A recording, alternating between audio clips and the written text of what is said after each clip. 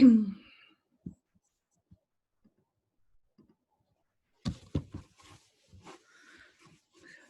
evening.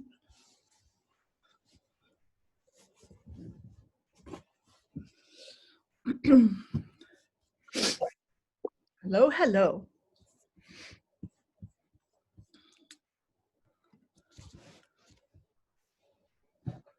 How is everybody? Okay.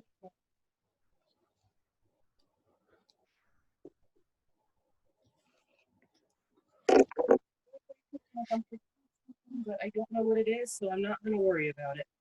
What happened? I said I feel like I forgot something. Like, you know that vague feeling like you forgot to do something, but I don't know what it is, so I'm not going to worry about it. It will become obvious in its own time. Oh, I can't stand when that happens, because usually it's not the best time. Yeah. Like 3 a.m. when you're like, Oh, exactly. Could have told me that earlier. What a lovely night last night. So Nischala was going to jump on a couple minutes early so she could test her mic and all that good stuff. Wonderful. I'm making you both co-hosts now. She's actually here. So I just brought her in. Oh, There she is. Hello, Nischala. Okay, okay. The other link didn't work. I was just texting everybody. Okay. Which other link didn't work? What Jyoti has sent me. Good day. Hello, hello. Yeah, sorry, Beautiful goddess you are. this technical stuff drives me crazy. Jyoti, you had sent me 2 links, and you said that one's for you and one's for the general public. And I tried the one you gave me, and it didn't work. It said I can't join the meeting, so I tried the other one, and here I am. Yeah. Yeah. Okay. Yeah. What happened was I originally went on and I signed everybody up so you would get a link and it would say Swamini Shraddhananda invited you to Zoom. Right. And it would have a. Yeah. Can you hear me? Okay. It would have a link to. I can hear you. I think mine's frozen. Sorry. I'm freezing. But anyway, yeah. Okay. No, we're here now. That's the important thing. So if I keep this on now. Yeah, I'm so sorry. I'm sorry. If I keep this on now until I start speaking, we should be fine. Okay. So is my sound okay? Is everything okay? The sound? That's what I wanted to check on because I'm wearing headset. So can I just tell you what I'm doing at this point? Oh, You're there. yeah, I just got a phone call. That's why it switched, it moved. So there's a person that's been on the call, Saraswati Rosenberg. She's been there all week. So she's going to do some chanting for me before I begin and at the end, because she's a magnificent voice and I don't.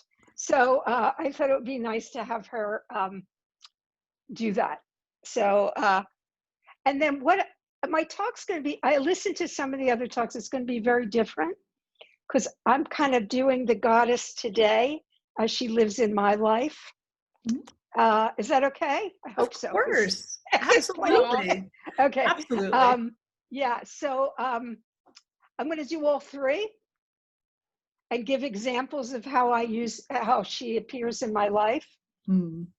And then I have little meditation, just a little meditation after each goddess. And then we'll just all do it together. So is that, I just wanted to give you an idea of what. Yeah. Yeah. It's absolutely beautiful. And it's okay. Perfect because we want everybody who's involved to bring their own authentic voice into this. The goddess isn't I just felt some that. symbol. Yeah. Yeah. She's not just some symbol from 3,000 years ago or 10,000 years ago. She's an ongoing dance. And it's really about how we relate to her now but Yeah. also understanding, you know, the history of And human. that's why I'm grateful that I'm doing now, because you all did such a wonderful job on that. And now I'm just going to take it how she lives in my life. And, That's beautiful. And then ask people to go in and see how that she appears in their life too. Yeah. So that's basically what I'm doing. Wonderful. Thank you, Let Nischala. me just say how much I appreciate that you've done this. I have a few people that have come on, and their hearts are just, at a time like this, I'm going to start crying. We just need this so much. We need her. We need her now. And thank you and Jyoti, thank you for all you did too. Beautiful. Everything that people are really enjoying it. Yeah, I am. I know that. It's reminding me again, although I have her everywhere, but she's still reminding me.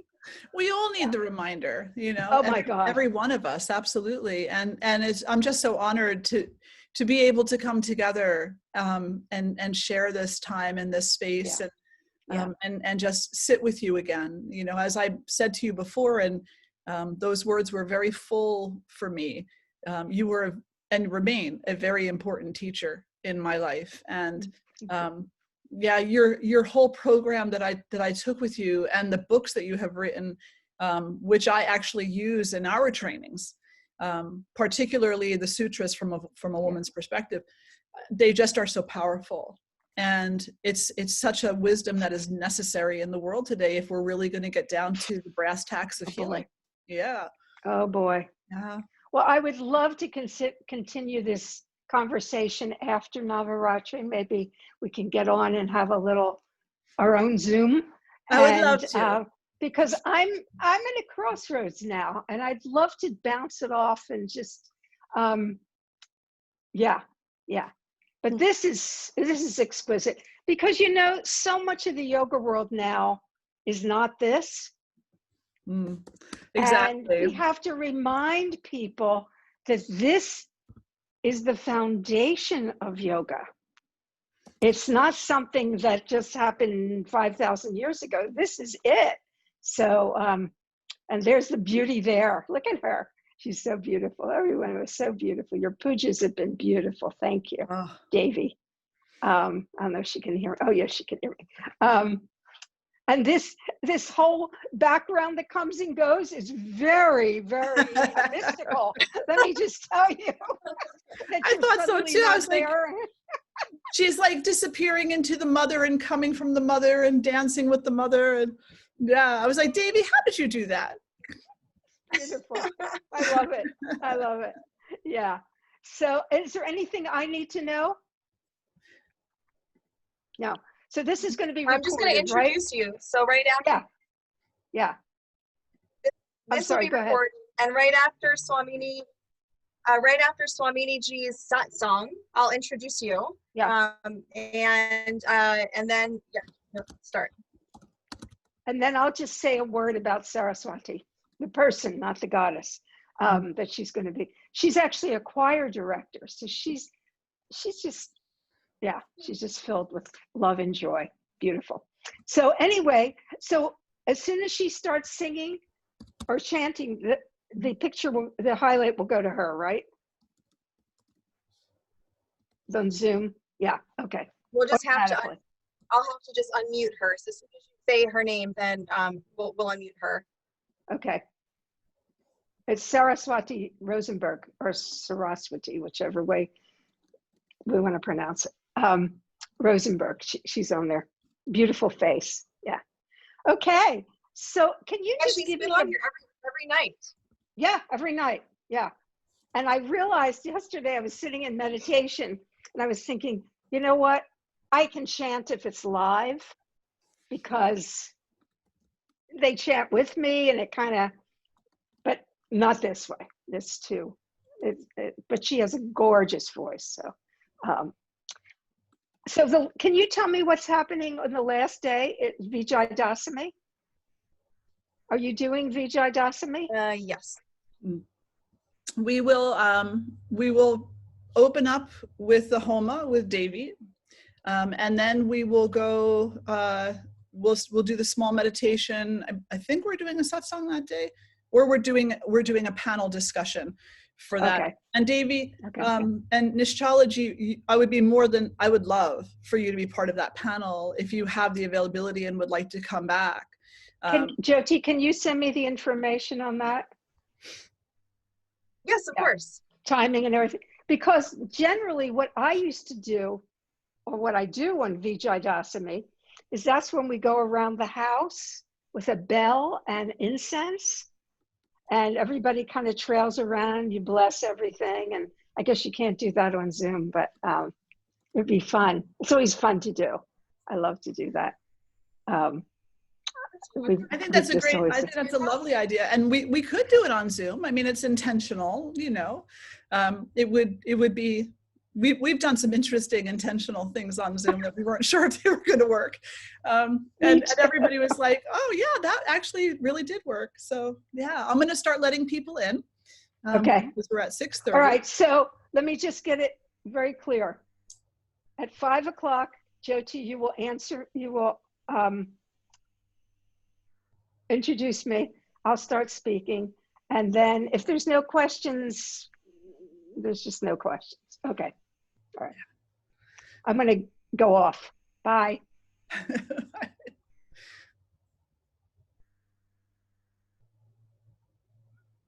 Hi, everyone coming in. Hello, everybody. Good to see you all. We'll get started in a few.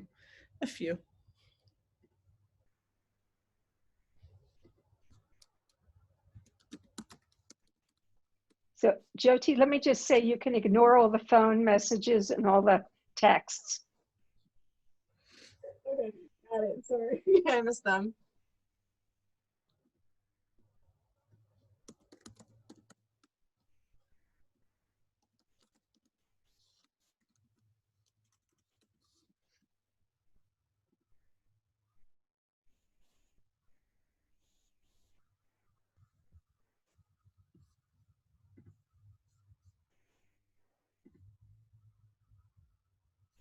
So we'll give everybody another minute or two to arrive.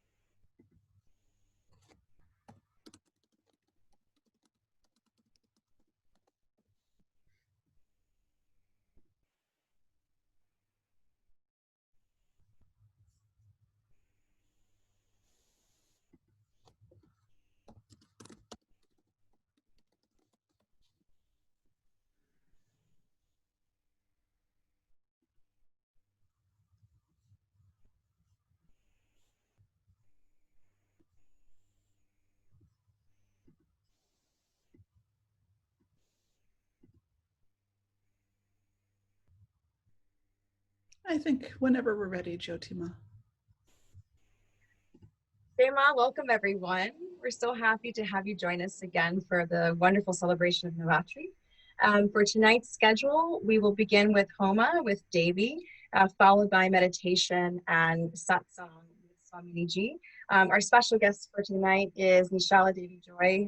She's such a beautiful, beautiful soul, and such a wealth of knowledge. I'm so looking forward to her discussion tonight. And then we'll close with a prayer from Swamini Ji.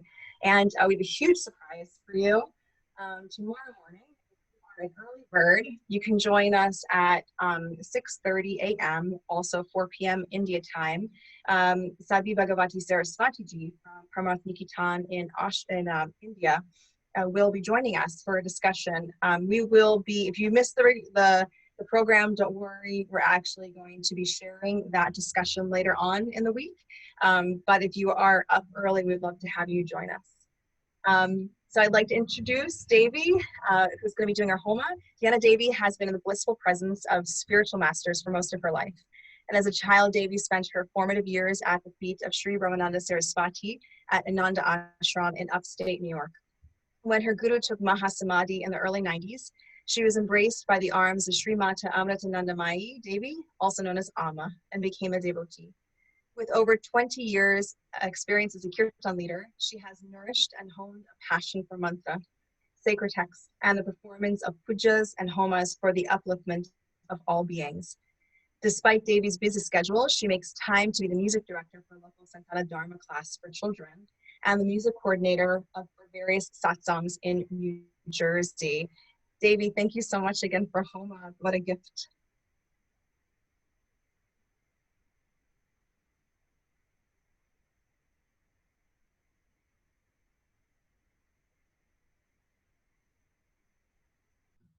She's muted. Devi, you're muted. There we go. Now I can talk. I've spoken enough. The gods have spoken. They're like, shh, it's okay. She doesn't need to talk anymore. Just thank you so much. Every time I hear you announce me, I just like, wow, she makes me sound really smart and accomplished. And again, Swamini Ji, Koti pranams to you for hosting all of this. And you're going to hear me say this every night, so I hope you end up liking it. And thank you to all of you who are joining me. Pranams to you all. So we'll do a brief Homa. This is a Homa that can be done by anybody. So if anybody has any questions or would like to learn, please let me know. I would be happy to give you all the knowledge that I have. It's something that was given to me freely, and I would like to give it to you as well. So what we're going to do is we'll start with a few opening mantras, and we'll go into the actual fire ceremony. There will be the feeding of Agni. When you have a guest over, it's only polite to feed them, or at least give them a glass of water or something. Then we'll go into the Gayatri mantra, Om Bhura Bhuva Swaha, the Mahamrityunjaya mantra, Trayambakam Yajamahe, the Vyahriti mantra, Agnaye Swaha, Agnaye Idam Namama, and then we'll go into the mantra of the Devi of the day, and today is Skandamata. And we'll do that 9 times with an offering into the fire. And if at any point in the fire there is anything that is troubling you, you feel burdened, you feel joyful, you would like to offer on behalf of a friend or family member, please by all means offer that into the fire, what it's for. And we'll get started with your permission.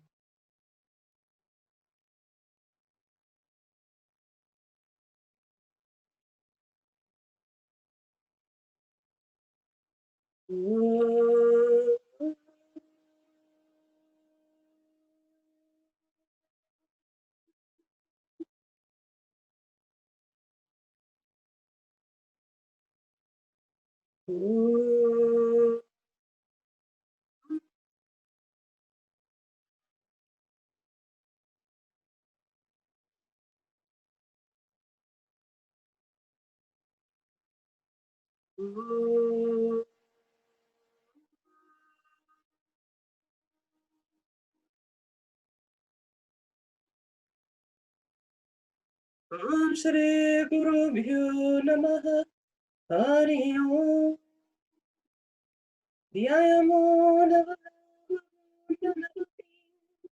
Tejomai Meshtaki Snigdha Pangavilokani Bhagavati Mandasmita Shri Mukhi Vatsalya Mritavashani Sankirtana Pani Yamangi Madhusika Suti Amritanandatmika Mishwari Guru Brahma Guru Vishnu Guru Dev Maheshwara Guru Sakshat Param Brahma Tasmai Shri Gurave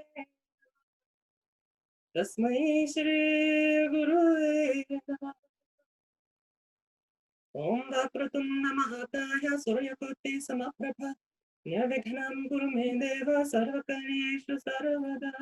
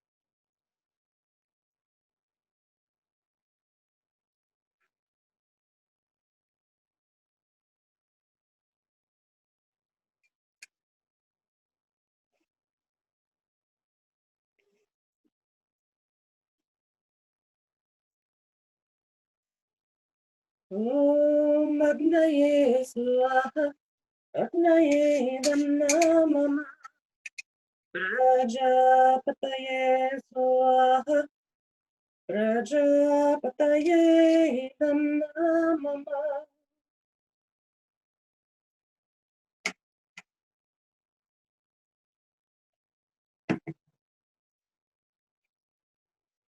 Om Bhurbhuva Swaha Tatsavetuvarenyam Bhargo Devasya Dhimahi Yo Yo Prachodayat.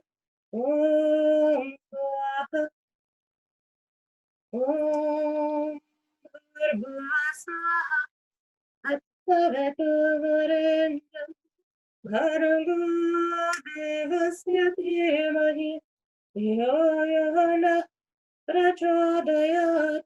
Om Swaha Om Bhurbhuva Swaha Tatsavetuvarenyam Bhargo Devasya Dhimahi Yo Yo Prachodayat. Om Swaha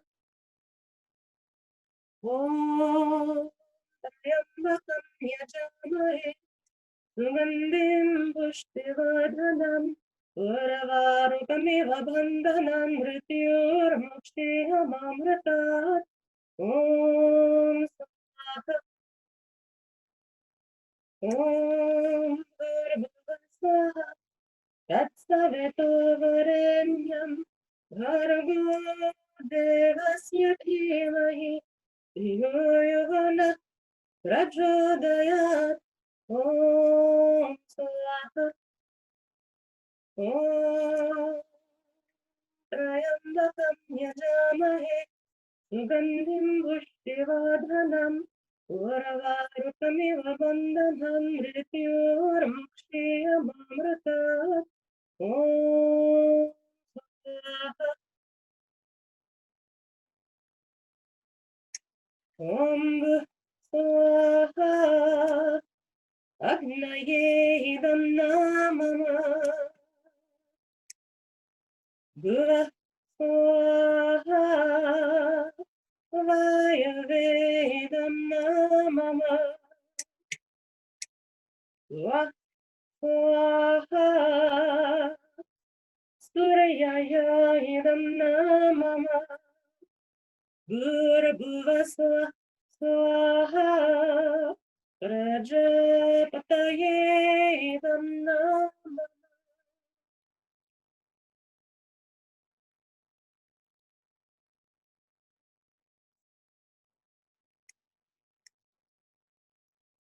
Om Devi Skandamata Swaha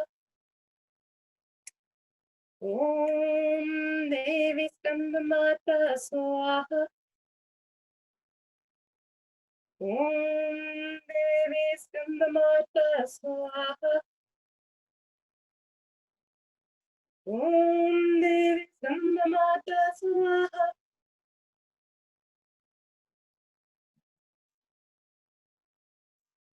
Om Devi Skandamata Swaha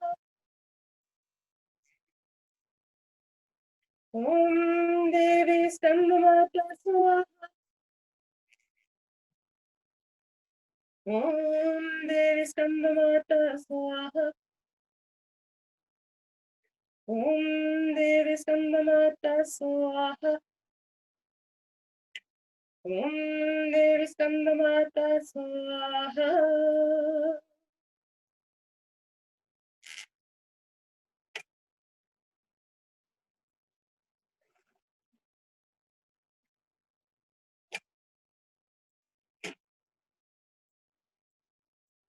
Mantrahinam Kriyahinam Bhaktihinam Maheshwari Yadbhujitam Maya Devi Paripurnam Tatastute Om Taha Samastaha Sukhino Bhavantu Lokaha Samastaha Sukhino Bhavantu Lokaha Samastaha Sukhino Bhavantu Om Shanti Shanti Shanti Om Sri Guru Namaha Hari Om.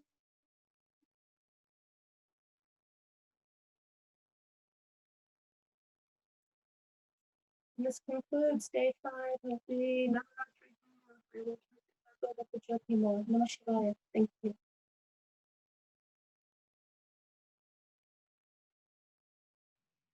Thank you so much, Devi, for the opportunity to be able to experience that every night with you and to have the darshan of Agni, of the beautiful fire. Thank you so much. It's my pleasure to announce someone who's just an incredible person, a teacher, and just phenomenal heart. She gives so much to all of us every day. That's Swamini Shraddhananda Saraswatiji. She's the founder and the primary spiritual teacher of Kula Kamala Foundation and Yoga Ashram located in Pennsylvania in the US, and the person who just had this vision of sharing this beautiful experience with everyone. And we're all so having such an amazing experience because of you, Swaminiji. Thank you. Swaminiji is also currently serving as the interim chaplain in the Multi-Faith Center at Albury College in Reading, Pennsylvania. She began offering ministry within her community about 13 years ago. Her path to ministry was activated and empowered by her growing understanding of the universal teachings of Advaita Vedanta and Tantra, her practice of yoga, and her path of healing. The basis of her practice was and is to explore faith and what it means to be human, to be spiritual, to suffer and heal. With thousands of hours of advanced study in spirituality, yoga, yoga psychology, positive psychology, and Vedic counseling, Swaminiji has been honored to serve a diverse array of individuals and communities. Some of Swaminiji's early work include her authoring 2 hospital-based yoga therapy programs. And most recently, Swaminiji authored a mindfulness protocol, I Am Mindful for Children. An educator, a leader, a spiritual figure, Swaminiji has provided spiritual programming at 5 colleges in New Jersey. She has also been a speaker at numerous conferences and workshops. She holds a PhD in anthropology and is the author of several books of poetry, most recently 30 Days. Swaminiji took her sannyas vows on the banks of the Holy Mother Ganga River last year, November 5th, 2019. And Swaminiji teaches and promotes nonviolence, human rights and values with yoga, tantra, goddess wisdom, Ayurveda, and so much more. And you can learn more about Swaminiji at Aquila Kamala Foundation. Thank you so much, Jyotima. Thank you for that beautiful introduction. And every time that you introduce me, I just want to stop you and say, you know, we've all done so much in this life. Each and every one of us, we each have a role to play. And we are each here to support each other. And sometimes that means that you'll lead, sometimes Devi will lead, sometimes Durga Ma Luisa will lead, sometimes Nischala Joy Devi will lead, sometimes Amy will lead, sometimes I'll lead. We'll all take turns leading. And the beautiful thing about this constantly growing Sangha is that whether we are leading or following, we are joined together in the light of love. And that, you know, that is what matters. That is what matters. So thank you for that lovely introduction. And I just want to also shout out to Jyotima that she's the one who organized this.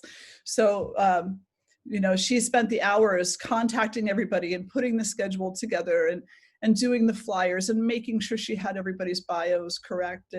And just, you know, so much love to every single detail. And I'm so grateful. I'm so grateful for that. So thank you. And Devi Ketrow, my spiritual sister, coming on and doing the daily homa for us so that we can come into connection with the mother through the beautiful energy of fire.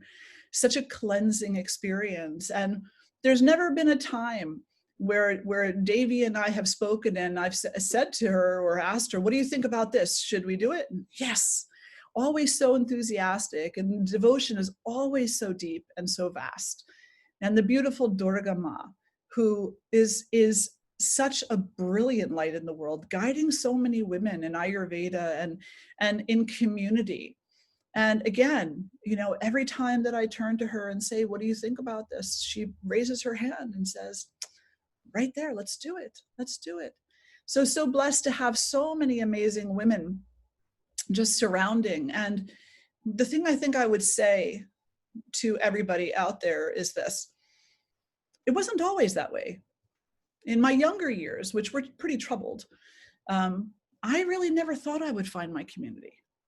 I thought I was going to be a loner in this world. I thought I was going to be struggling constantly to be understood, to, you know, to not be the odd one with all these crazy ideas. And, you know, and so I dreamed of having this community of strong women that I could walk alongside. And it happened. So what I would like to share with everybody here who is perhaps going through something similar to that, where they think, where is my community? Where is my Sangha? When will I find those people who I can uplift and who uplift me and who we can walk through this together? Don't fear. You will find them and they will find you. And it will happen at the most opportune moment, most likely when you're least expecting it. And then all of a sudden, the graces of Sangha will rain down on you. And it will be an amazing experience. But in order to appreciate that, we have to first understand what it is to feel as if we don't have that, to feel that maybe we are a little alone. Or so perhaps just keeping that in the back of your mind in case that's something that you're going through. And let's begin our meditation. So I'm going to offer 3 prayers today, one to Durga, the mother of the universe, one to Lakshmi, the mother of all that is abundant, and one to Saraswati, the mother of all creativity, education, and sacred sound. So please sit up nice and tall. If you're sitting in a chair, both feet on the ground. If you're sitting on the floor, perhaps cross-legged or your legs straight in front of you, if your spine is supported by a wall or something strong behind you. And the hands can be resting down in the lap and the eyes closed. Not leaning forward or back, not leaning side to side. And just feeling the strength of your own being. You are the pillar of the temple. You are. And if you are the embodiment of the temple, and if you empower others to be also, then your Sangha will come to pray together. Take a nice breath in and a nice breath out. O Mother Durga, we are thy children. Through thy grace, by thy influence, may we become fit for the great work, for the great ideal. Mother, destroy our smallness, our selfishness, and our fear. O Mother Durga, extend wide the power of yoga. We are thy children. Develop in us again the lost teachings. Character, strength of intelligence, faith and devotion, force of austerity, power of chastity, economy of energy, true knowledge. Bestow all that upon us and thereby upon the world. Not for our own sake, but so that we might support all others. Appear, O Mother of the world. Dispel all ills. Mother Durga, enter our bodies in thy yogic strength. We shall become thy instruments. Thy sword slaying all evil, thy lamp dispelling all ignorance. Fulfill this yearning of thy young children, O Mother. Be the master and drive the instrument. Wield thy sword and slay the evil. Hold up the lamp and spread the light of knowledge. Make thyself manifest. Breathing in and out, taking a moment to just allow those words, that prayer to Mother Durga to settle in. And maybe you have a few thoughts of your own, a few prayers of your own to say silently in these moments.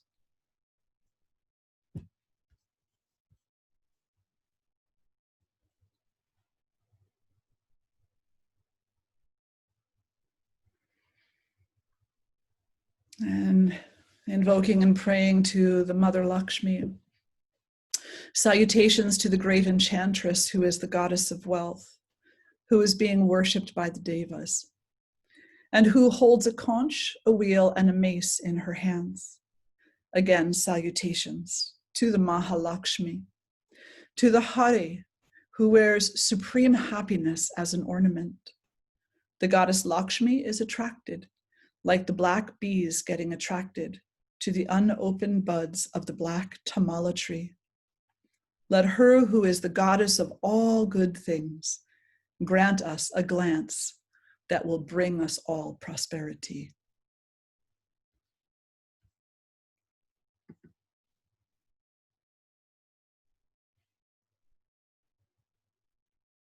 Invoking and praying to the Mother Saraswati. My salutations to Goddess Saraswati, who can take any form, who is the bestower of all boons. And I start learning now with the prayer to her to make it very effective.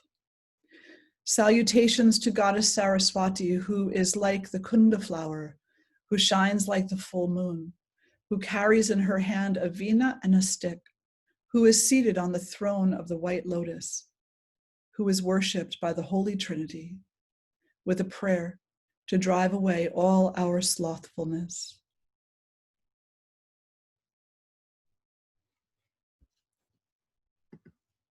Beloved Mother, in all your forms and all your radiance, with all your love, with all your wisdom and strength, hold a space of sanctuary for us, a place where we can be relieved of our burdens and our suffering, Teach us the joy of your way. Empower us to share that joy with all others.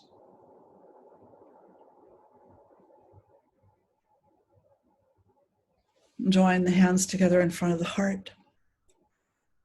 And we'll lift our voices in one Om. Take a nice breath in. Om.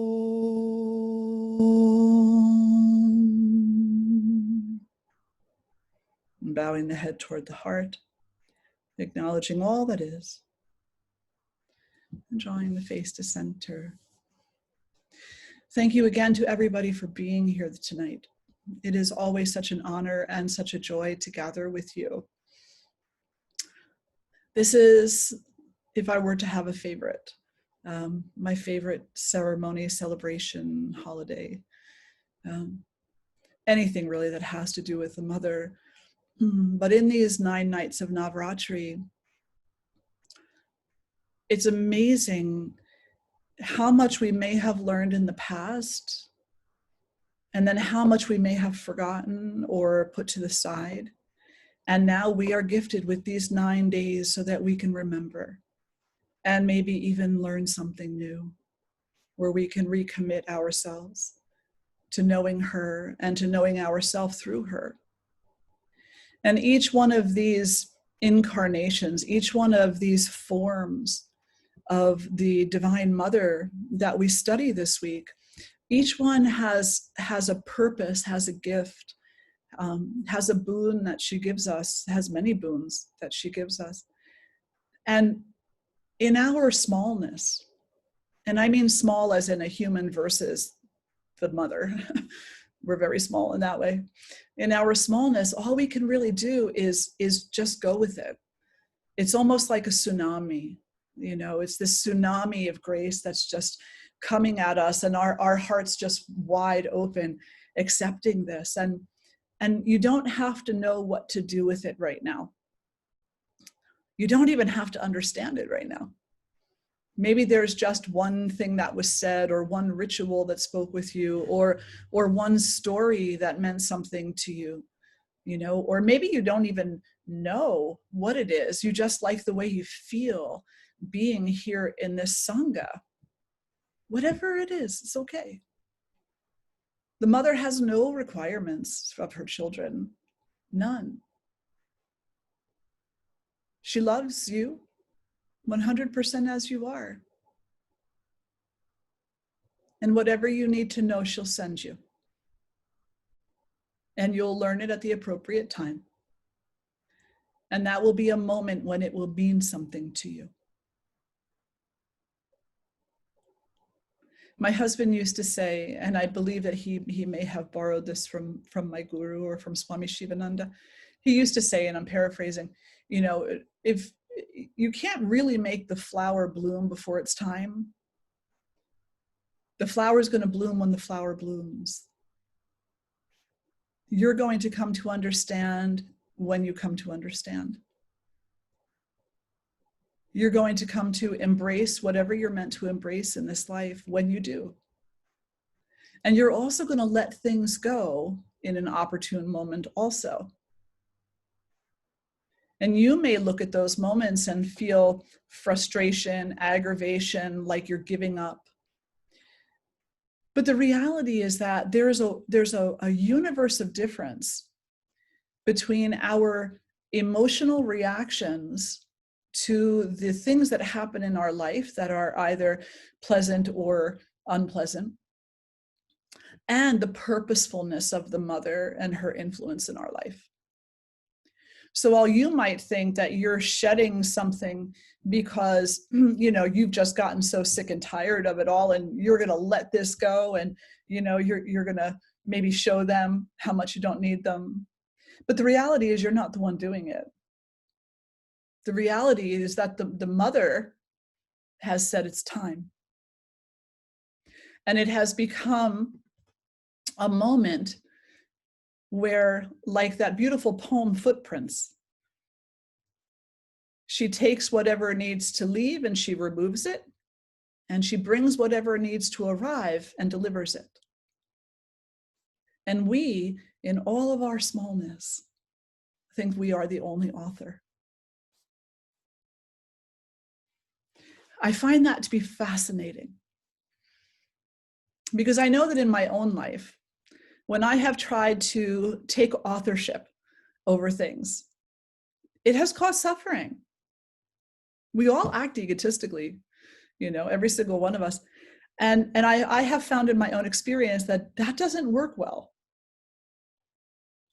It's only when I recognize, okay, so this is what you're sending to me. Obviously, there's something that I need to learn from this. This is what you're taking, what you're alleviating, what you're relieving me of. Obviously, it's time for it to go. And when we can enter into any given moment,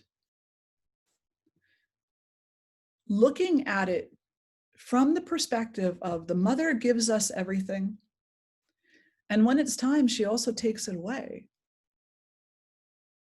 then we can cut, sever, or drop the chains of attachment.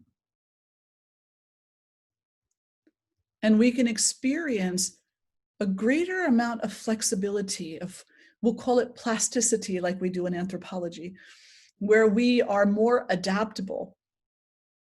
And Swami Shivananda talked about this quite a bit. He said, adapt, adjust, and accommodate. This is the great gift you've been given, is that you can adapt, adjust, and accommodate to everything. So why are you staying so stuck to 5 minutes ago, 5 days ago, 5 years ago? Yeah, you may have work to do around whatever it is that you're stuck to, but that's not the only thing that there is in your life. There's so much more. So become adaptable, adjustable, and accommodate. And by doing so, not only for yourself, but for all others, you'll come into a life of greater freedom, freedom from bondage, freedom from burden, freedom from suffering. You'll still suffer, but it won't be the same. And you'll come into a life of greater happiness and wholeness. Because when we're not gripping so hard to hold on to something, we're able to better circulate our energy. We're able to better look out through these eyes we've been given, or through any of the senses, the smell, the hearing, the taste, the touch, and recognize the diversity of everything that is coming to us, and have a deeper gratitude for that. So this evening, we're talking about, with regard to the Navdurga, we're talking in this fifth night about Skandamata. Mata, the word means mother. And Skanda is one of the names of a child that she bore. And so she is called Skandamata, the mother of Skanda. She's also called the goddess of fire. And so that right there tells you a little something about her. She's the goddess of fire because there's an intensity about her.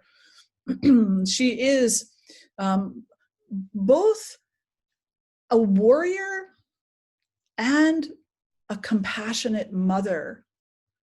She is the one who clears the way of wrongdoing, of harm. And once the way is cleared, she is also the maker of the sanctuary, or she is the sanctuary herself. She is a strong, strong form of the goddess.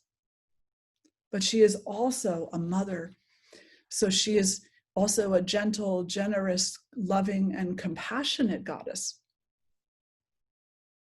And I think that right there, maybe one of the most important things that she is showing us is that you can be both.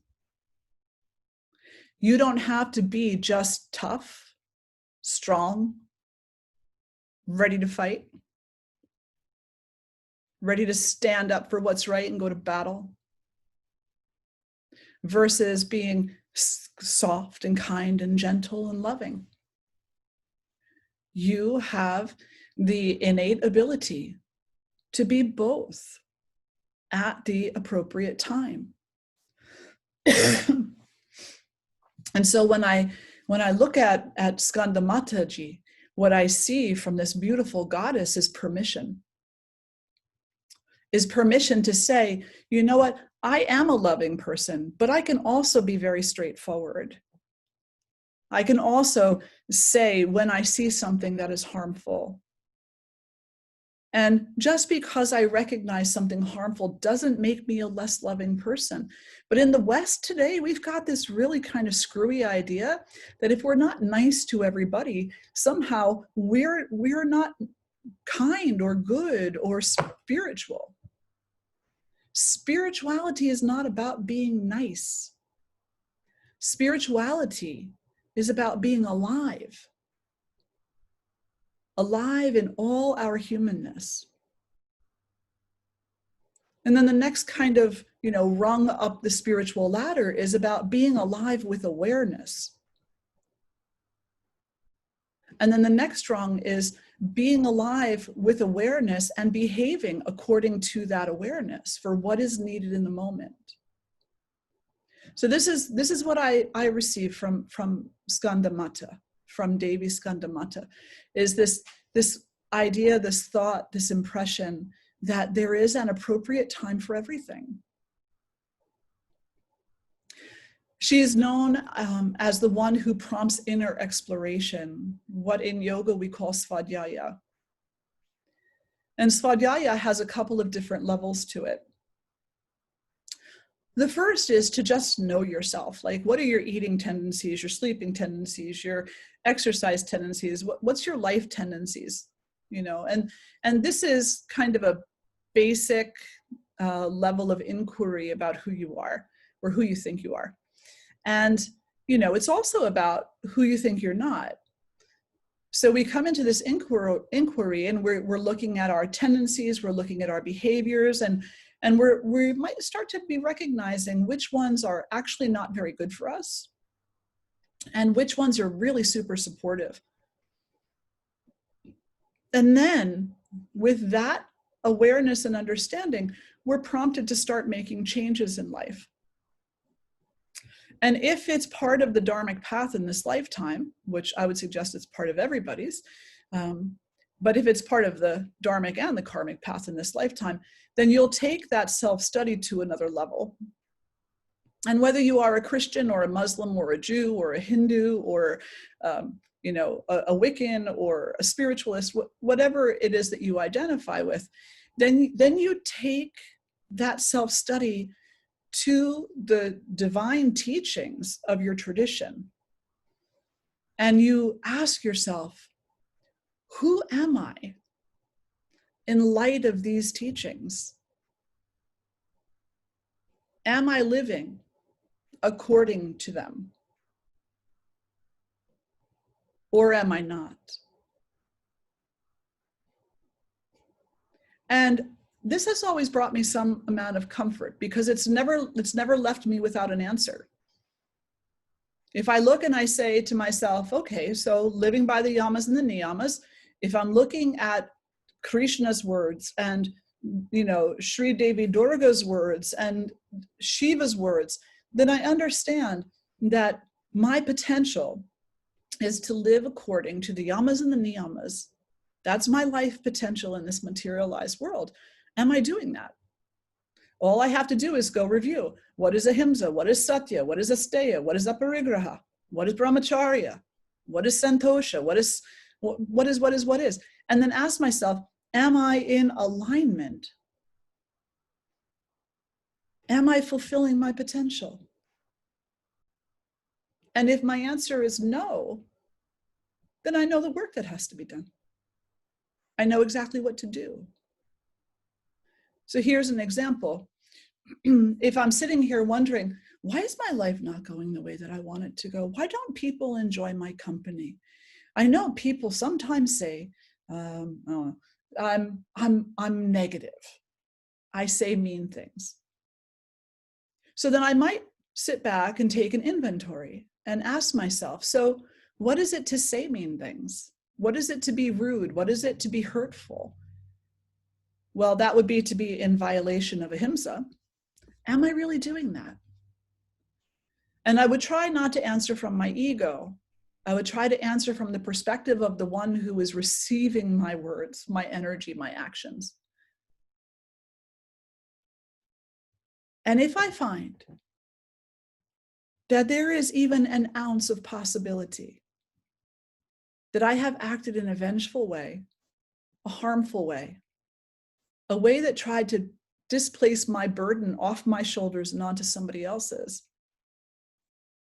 then through the courage given to me within my spiritual practice, and because of my spiritual practice, I know exactly what I need to change. I need to carry my own burden. I need to use my communication skills more consciously. I need to stop lashing out at other people. I need to accept responsibility. What a big word that is. Accept responsibility. And so the first, stage of the svadhyaya would be just kind of getting to know yourself, what parts of yourself you give away, what parts of yourself you try to keep, what parts of yourself are healthy tendencies versus unhealthy tendencies, reactions versus responses. Second level of svadhyaya is this idea that within your tradition, no matter what tradition that is, there is a core list of virtues. How much of you are you investing in them? Are you really giving them the opportunity to be practiced fully in order to bring about an experience in this life that shows you your own potential? And then the third level of svadhyaya is, of course, who am I in relationship to source? And that's a really big question. We spend time in meditation and concentration, in our yoga practice, in service of others, studying. We spend time surrendering in order to discover that deep, deep connection. All three levels of svadhyaya require responsibility, self-responsibility. Without it, there's nothing to move us along that path of inquiry without accepting responsibility for ourselves. And it's not to say, that harmful things haven't happened to you or harmful things haven't been done to you by another. I have a trauma-based background myself. It's there. But the reality is this: how I deal with that and how I let it impact my life and how I'm going to go and seek support and help when needed, how I'm going to recollect my power. That's my choice. That's my choice to take responsibility for that. With that, I'd like to say a little bit about Skandamata as the mother of Skanda. So Skanda is also called Kartikeya, and he's the brother of Ganesh. So many of you probably are familiar with Ganesha. Parvati, who was the reincarnation of Sati, who was Shiva's beloved, who went up in flames and as a form of punishment to her earthly father for insulting her and insulting Shiva. And then when Shiva realized that she was no longer on this earth, went into a very deep, grievous depression and went into the deep, deep forests, started to meditate, and decided that he was going to withdraw from the world. But he was not supposed to withdraw from the world. He was here for karmic and dharmic reasons. And so when he withdrew from the world, it just so happened, and we've talked about this the past few nights, that there was an individual named Tarka, or Tarkashura, and he, soon as Shiva went into this sort of retreat, he went to Brahma and said, I've been praying to you for a very long time. I think I deserve a boon. And of course, Brahma likes for his devotees to be happy and tends to give them boons, even when it might not be the best idea. And so he said, what would you like?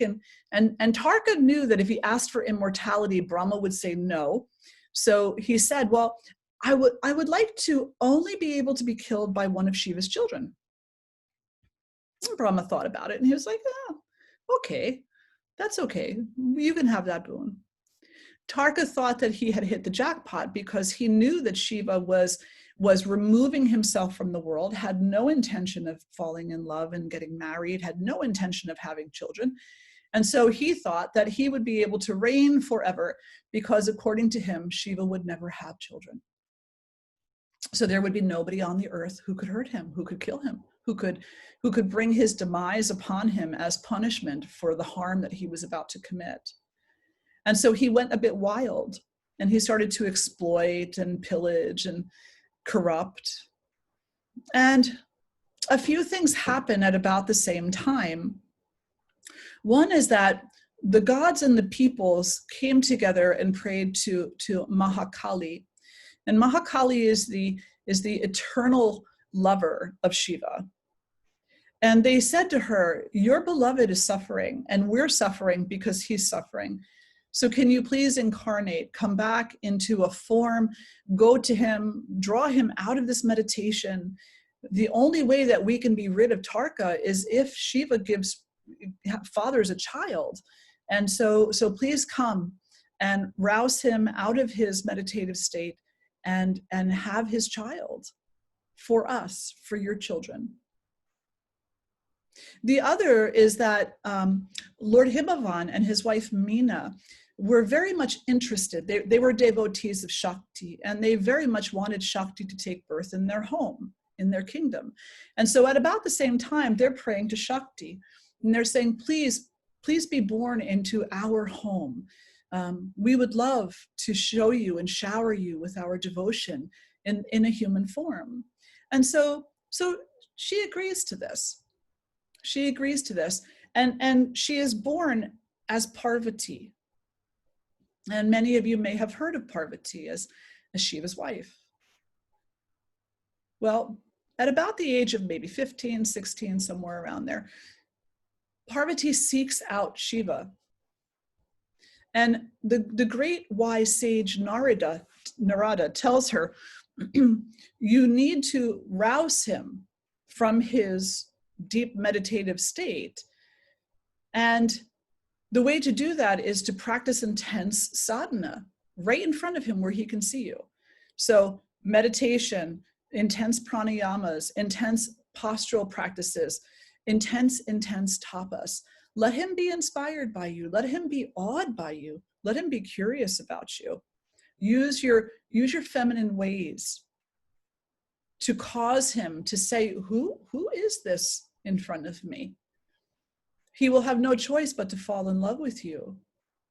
And then you'll get married and you'll bear his children, and the reign of Tarka will come to an end. Well, she committed to her tapas, and about 1,000 years later, so really, really super long time, about 1,000 years later, Shiva opens his eyes. There's a little scuffle with Lord Kama, the Lord of Love. That's another story we've told already. And he sees her, and he eventually agrees to marry her. He doesn't recognize her as the reincarnation of his beloved initially, because he's still in such a deep state of grief. But eventually, he does agree to marry her, and she becomes pregnant.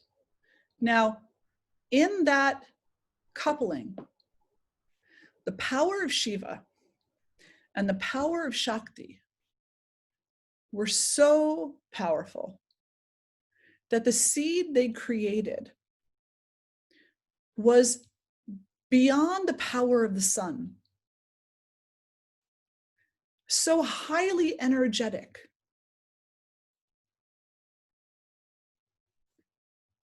that Parvati took the seed and she gave it to Lord Agni for safekeeping.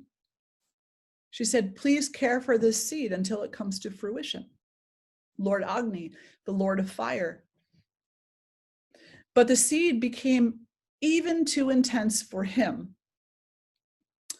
And so Parvati, taking complete responsibility, manifested herself as the river Ganga.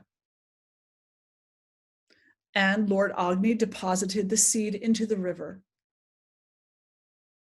where Ma Ganga held the seed in a loving embrace until it was time for Skanda to be born.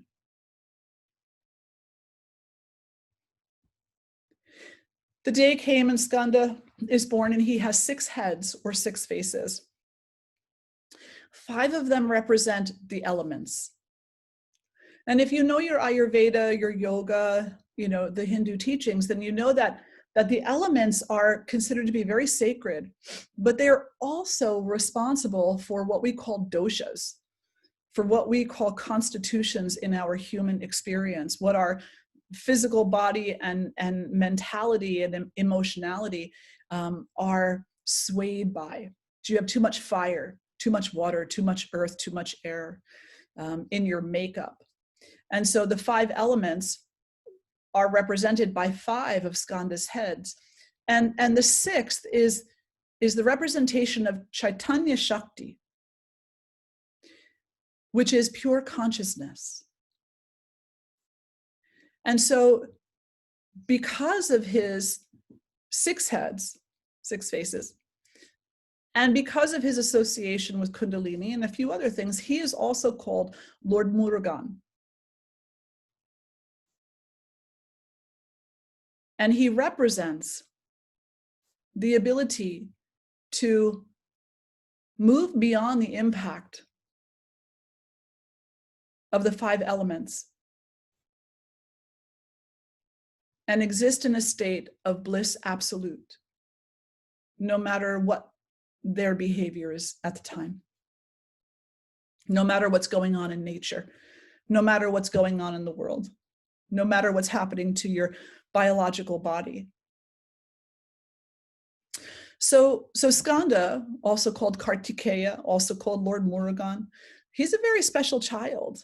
Very special child. And at a very young age, he wished to know the meaning of Om. He wished to know why that primordial vibration, that sound, was so important. And so he went to Brahma, who was one of his teachers, and Brahma taught him the meaning of Om in 12,000 verses. Kartikeya was not at all satisfied. He felt it was an incomplete teaching. And so he went to his father Shiva and he asked him the same question. Shiva taught him the same 12,000 verses. And Skanda was still not at all satisfied. So he went and taught himself. And he, from that point forward, taught the meaning of Om in 12 crore verses, which 1 crore equals 10 million. So 12 crore is 120 million verses. Or actually, it's more than that. No, is it right? 120 million verses. So he felt that the meaning of Om needed to truly be expounded, that it really needed an intense explanation. And so he's very much also associated with knowledge and understanding. The other thing that he is associated with, and of course he's the god of war. Skanda is the god of war, and eventually he does battle Tarkashura, or Tarka, the demon. And he kills him in this battle, ridding the earth of Tarka's wrongdoings. Skandamata, his mother, when you see her, and this is a picture of her on the virtual background, she is typically seen sitting on a lion. Sometimes in Bengal and a few other areas, she'll be seen sitting on a tiger. She has 4 arms. 2 of her arms have, or 2 of her hands have lotus flowers in them. And the lotus flowers represent purity. Typically in Durga Ma and in the other incarnations, other than Lakshmi, we might see 1 lotus flower. But here we see that Skandamata has a lotus flower in the left hand and a lotus flower in the right hand. And this has been explained to me to be symbolic of the need to be pure on both sides, to have the feminine aspect, or the left side of the body, the internalized side of the body, the part of ourself that is love and compassion, to have those actions be very pure. And to also have the right side of the body, what's called the masculine side of the body, and the tendency for logic, the tendency for judgmentalism, for that to be pure also. And so here again, we can look at this in regard to today's spirituality, where we see a lot of people embracing one and negating the other. Everybody wants to run to the divine feminine. And as they do, maybe they're saying something like the divine masculine is toxic. But the divine masculine is not toxic, only the ego is toxic. So Skandamata is reminding us, you need to take responsibility for all aspects of yourself, whether you consider them to be divine feminine, divine masculine, the Ida, the Pingal, the inner self, the outer self, the worldly self, the intellectual self, whatever part of yourself that it is that you're talking about, you need to do a full inquiry, a full inventory, and accept responsibility for all of it.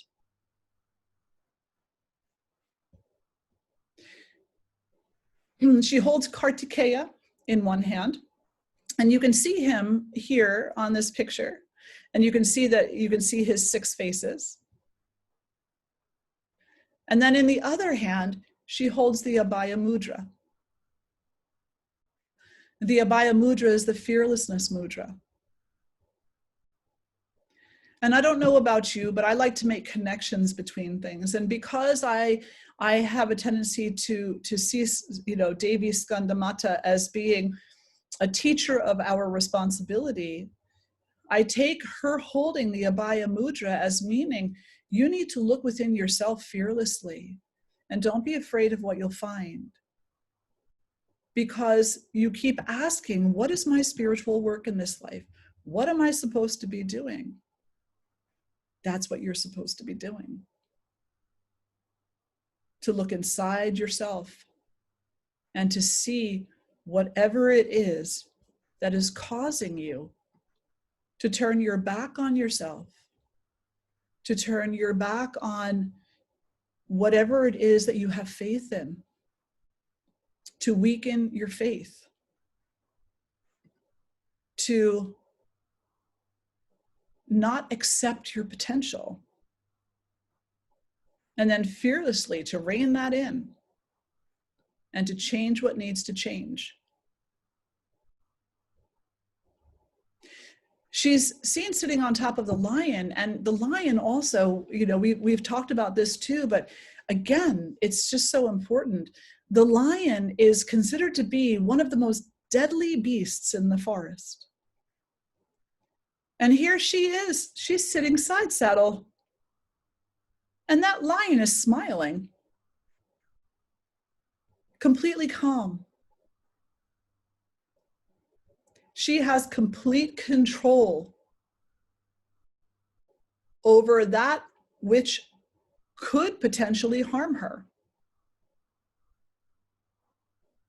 But she doesn't react and say, oh my gosh, just as Akhilandeshwari does not react to the crocodile. Just as any of the goddesses who are depicted sitting on top of these animals that are considered to be dangerous. They typically will have a smile on their face. The animal will be docile. And it is emblematic of our ability to tame that which is typically wild. Again, comes back to the responsibility.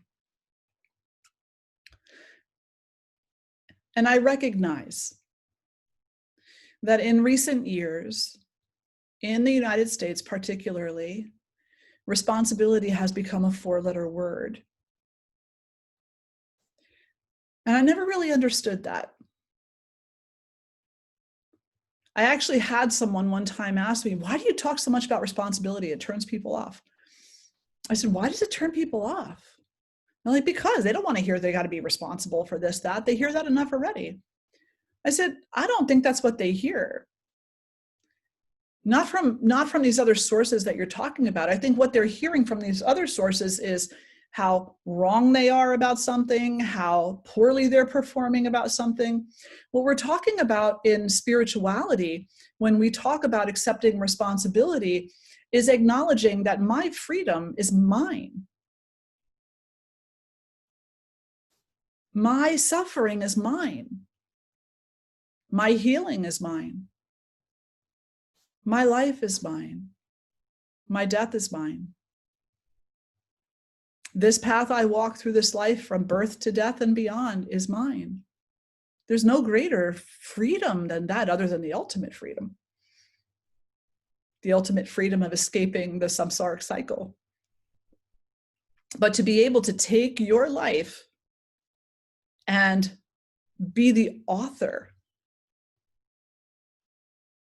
and not accept anybody else being the author of your life. To me, that is a great empowerment, not a detriment. And time again, this is what the mother shares with us. And she talks to us about how to smell the flowers, how to live the life, how to meditate, how to praise her, how to interact with each other. She's telling us always do it with awareness. Well, what is awareness but taking responsibility for one's own senses so that you know where they are and what they're doing at any given time? It's responsibility. So I refuse to think of responsibility as a 4-letter word. It is a much more beautiful and much more promising word than that. So Skandamata, Devi Skandamata, is also known as the goddess Padmasana. And that's because in addition to being seen seated on the lion, she's also sometimes depicted as sitting on a lotus flower. And so she is very much associated with the lotus. She represents our willpower. As I mentioned before, willpower is also a form of responsibility. And she blesses us to have the strength and the wherewithal to face whatever obstacle comes our way, whatever problem comes our way, without trying to get around it. She infuses in us the interest and the power to face the struggle head on. And while it may not always be comfortable, and it may actually be completely unenjoyable, there is always a part of us that is grateful for the learning. Always a part of us that is grateful for the change that follows. Whenever we show up to live our life more fully and more profoundly, we can't help but be changed. The moment that the ostrich takes its head out of the sand, he's changed. It's a completely different world, completely different reality, completely different everything. The senses, all of it is completely different. The moment that you wake up to the possibility that you can be the author of your own life. That opens you up to a completely different experience, because you can no longer blame it on anybody else. You can no longer say, well, you took that from me and you did that to me and you did that to me, because, maybe they did. Maybe someone stole an advancement at work, or maybe someone else harmed you in some other way. Those are facts, if they're facts in your life. But they don't have to be the defining factors in your life.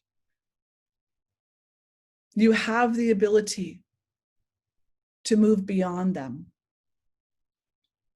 to understand them, to grow from them, to learn something about yourself from them.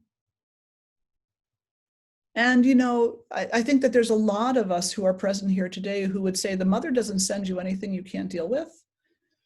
And so if you find yourself in a situation where you're being harmed, in addition to it being a wake-up call for your own change and your own need to empower yourself, maybe it's also a wake-up call of somewhere in your life where you could be committing service. And I'll just give you a personal example of that. I was raised, and many of you who are on this feed know me, and you know that I have a background of abuse. So I was very abused as a child, young child into my teens, and some pretty horrific abuse. And there was a little voice there. Started hearing when I was around 8 years old and got really strong around the age of 11 or 12 when I wasn't sure if I wanted to live. And that voice said, this is making you strong, because the work you're going to do later, you'll use this understanding. You need this strength for later. So survive. And I did. Obviously, I'm sitting in front of you right now. But not only did I survive, granted, there were a few sketchy years there. Not only did I survive, but I learned how to thrive. And when I learned how to thrive, it was because I took this experience that I had in my life. I took the responsibility for the experience, not the responsibility for the harm. That wasn't mine, that's somebody else's, but the responsibility for my own interaction with it. And I said, what can I do with this besides have it mean nothing? I said, well, how many others are suffering like this? And what can I do to support them? Because there's an empathy there, a very clear empathy that I can understand. I can understand what they might not want to hear. I can understand what they might need to hear. I can show up in a way for them. But first, I have to show up for me. So it really is about, and hopefully that made sense, it really is about taking responsibility for your own life. It's not about letting anybody off the hook. It's not about, in many ways, it's not even about forgiveness. That's a personal choice. What it is about is saying, what am I going to allow to define me? You have so many options. Don't limit yourself to one. Don't limit yourself to one. Just as Skandamata carries Kartikeya in her lap, she carries us too. We are always with her, and she is always with us. If we need the power, the energy, the strength, the courage to get through something in this life, she will give that to us. All we have to do is ask for it. She gave her son the most powerful weapon. She gave him Shakti. And I put quotes around weapon. That's what it's called in the scriptures. or some of the scriptures, the most powerful weapon, so that he could defeat Tarka. She gave him Shakti, but she gave us Shakti too. She gave us Shakti too, so that we could defeat our inner Tarka, so that we could defeat that demon which would steal our life from us. The only thing that she asks us to remember is that we are not her in this human form. We're small in comparison to her. The Shakti is not ours. We are not the author of it. We did not create it. It actually belongs to her. And so humility is very important, because without it, we receive this beautiful, powerful weapon, this energy, and we weaponize it unnecessarily.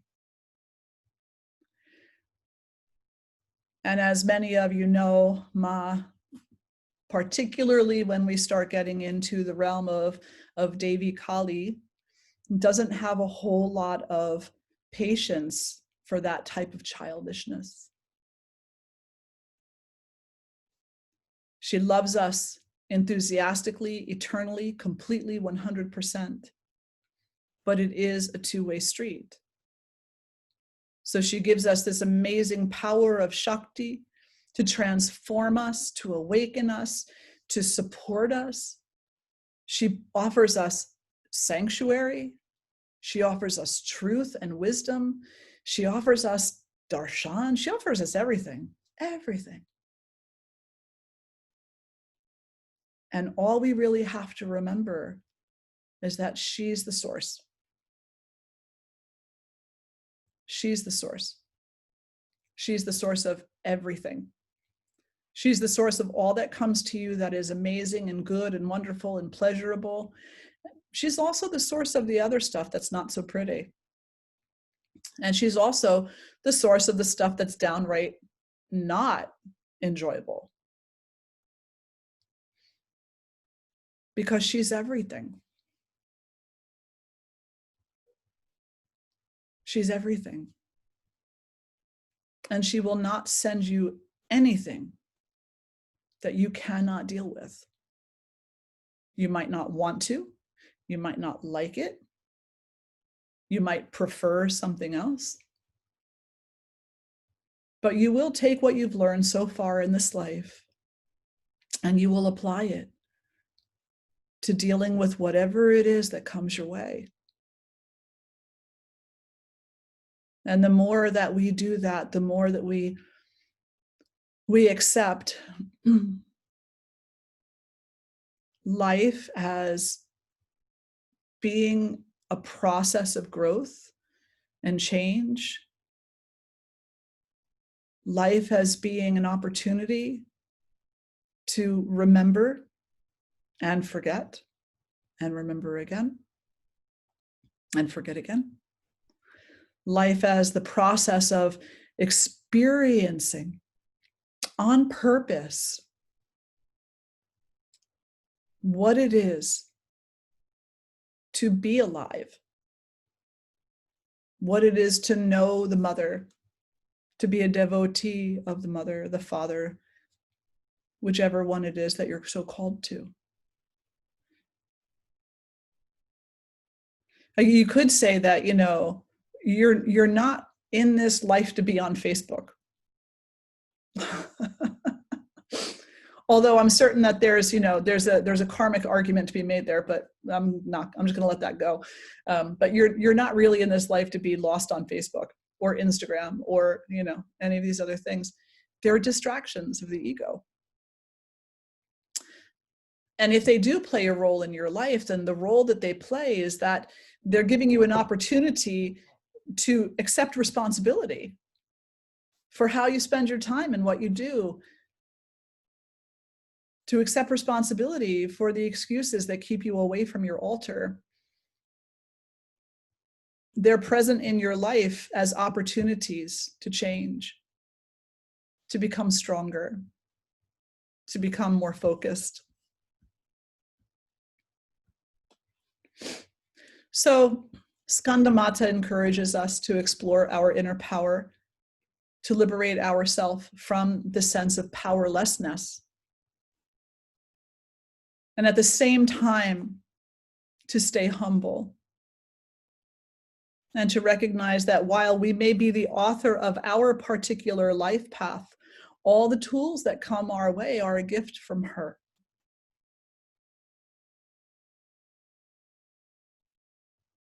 She reminds us in a loving way, do your best.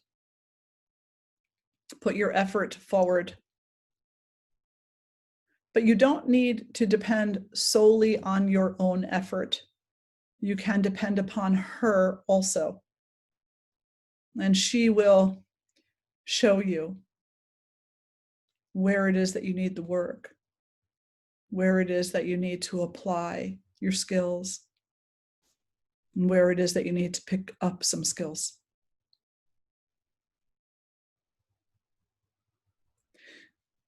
So I'll pause there for a moment and ask if there are any questions or reflections that anyone would like to share.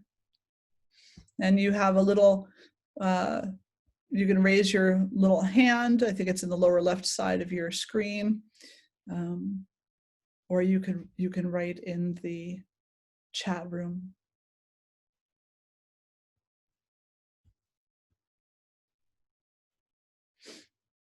Okay. So you can always go on and write questions or reflections in the chat room at any point during the evening. And if I see it in there, then I will reply back to you. Sherry said that beautiful, thank you. You're very welcome, Sherry, very welcome. And so for our closing portion, I'm gonna share my screen with you. And Stella said, thank Ma and all for making this possible. Absolutely, yes. We are here by her grace and her grace alone. Yes, absolutely. And Savitri said yes, yes, yes. Ma likes to hear yes. Ma loves to hear yes. All right, let's see, share screen. And everybody can see that. Yeah. See if I can get a little bit bigger. Ooh.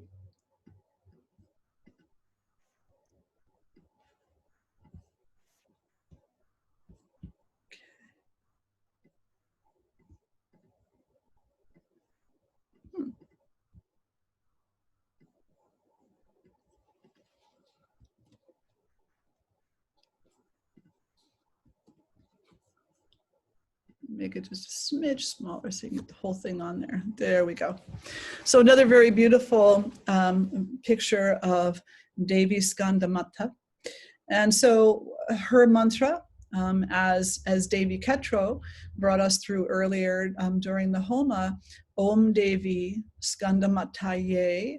Here we say Nama. In the Homa we say Swaha.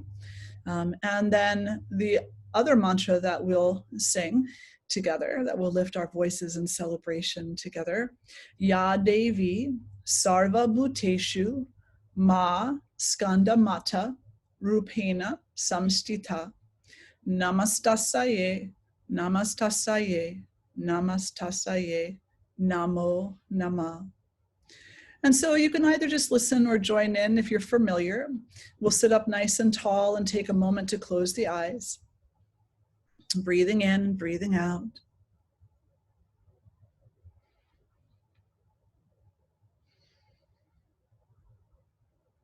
And in this moment, invoking Devi Skandamata, opening the door of your heart, inviting her to take residence there, and acknowledging you are aware of her presence. And maybe there's a question or an intention or some support that you would like to receive from her in this moment. Using simple language, ask her for what you need. Ask her for what you need.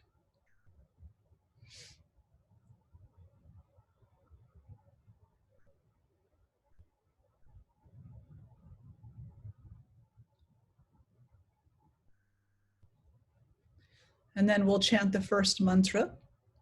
And so you can join me if you would like. Om Devi Skandamataye Namah. Om Devi Skandamataye Namah. Om Devi Skandamataye Namah. Om Devi Skandamataye Namah. Om Devi Skandamataye Namah. Om Devi Skandamataye Namah. Om Devi Skandamataye Namah. Om Devi Skandamataye Namah. Om Devi Skandamataye Namah. Just sitting with that energy for a few moments.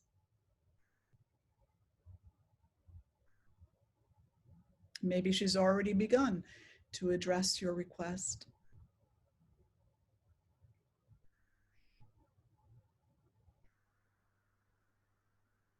Maybe your awareness is just arriving.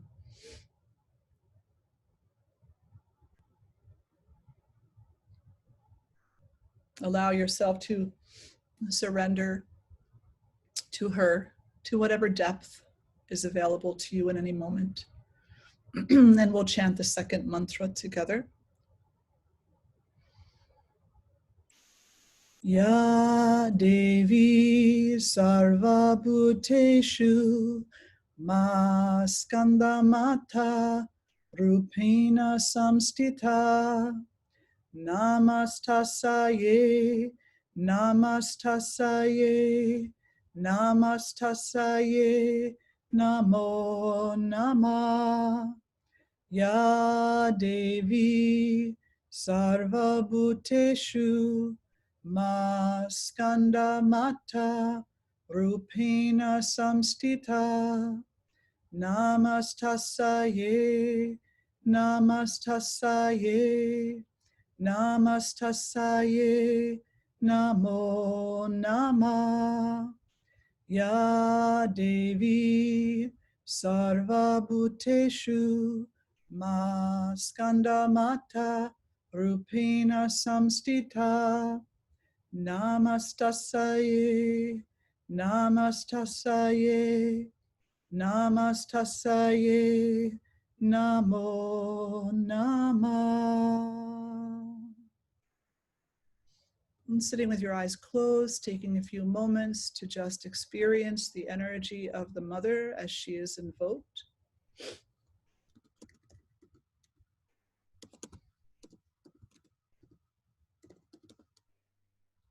Breathing in and breathing out.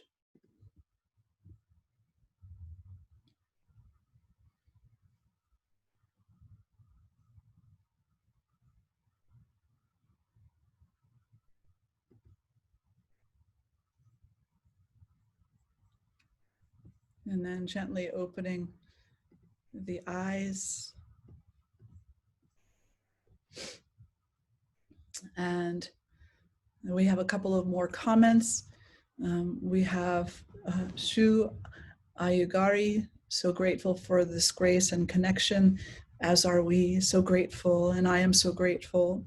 And Suzanne, this talk hit home in my heart. Thank you, you're very welcome. And Ma hits home every time, doesn't she?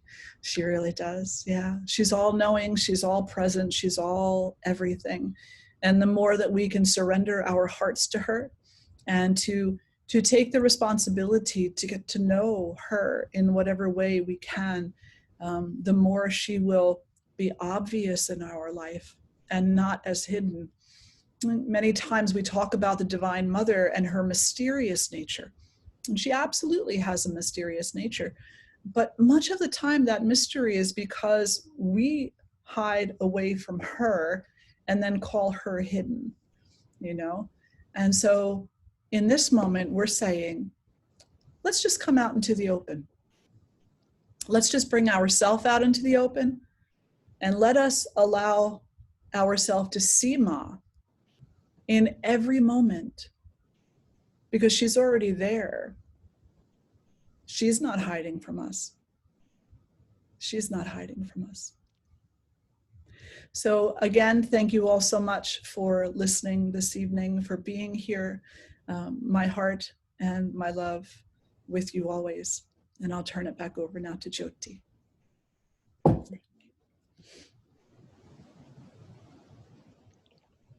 So much, Swamini. It's my pleasure to present Nischala Joy Devi. She was graced to spend over 25 years as monastic disciple with the world-renowned Yogi Raj, Sri Swami Satchidananda Ji, receiving his direct guidance and teachings. She was also blessed with teachings from many great yoga masters in the United States, India, and worldwide. Originally trained in Western medicine, she began to blend Western medicine with yoga, offered her expertise in developing the yoga portion of the Dean Ornish program for reversing heart disease, and co-founded the award-winning Commonwealth Cancer Health Program. Her book, The Healing Path of Yoga, and her Abundant Well-Being audio series expresses these teachings. With her knowledge of yoga and her experience in assisting those with life-threatening diseases, particularly people with heart disease and cancer, she created Yoga of the Heart, a training and certification program for yoga teachers and health professionals designed to adapt yoga programs for the special needs of that population. She has been recognized with the receipt of the Commander's Award given by the Commander of the Walter Reed Army Medical Center, Washington, D.C., for outstanding performance, personal courage, loyalty, duty, respect, integrity, honor, and selfless service.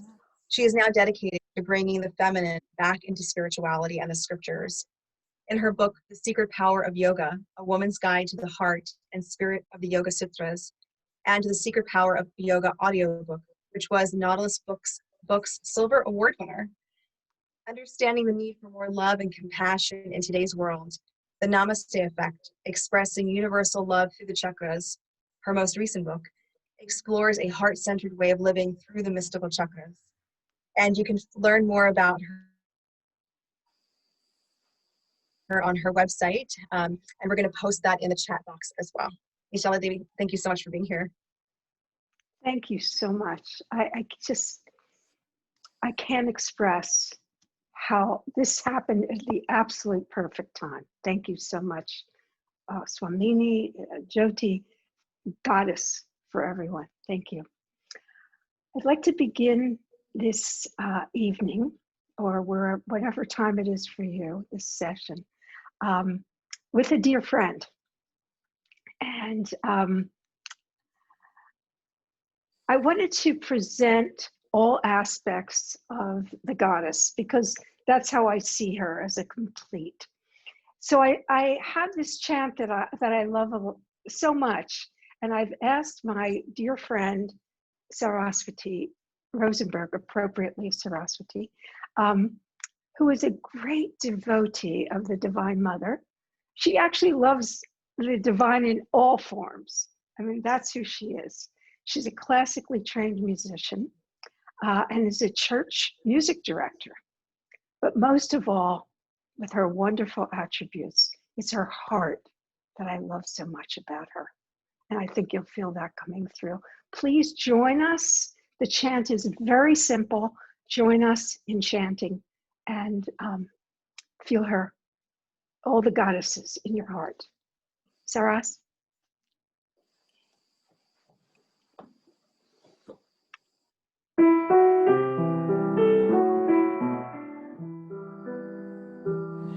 Saraswati, Mahalakshmi, Durga Devi, Namah. Saraswati, Mahalakshmi, Durga Devi, Namah. Saraswati, Mahalakshmi, Durga Devi, Namah. Saraswati, Mahalakshmi, Durga Devi, Namah. Saraswati, Mahalakshmi, Durga Durga Devi, Devi, Namah. Saraswati, Mahalakshmi, Durga Durga Devi, Namah. Namah. Saraswati, Saraswati, Mahalakshmi, Mahalakshmi, Durga Durga Devi, Devi, Namah. Saraswati, Mahalakshmi, Mahalakshmi, Durga Durga Devi, Devi, Namah. Namah. Saraswati, Saraswati, Namah. Namah. Mahalakshmi, Namah. Durga Devi, Namah.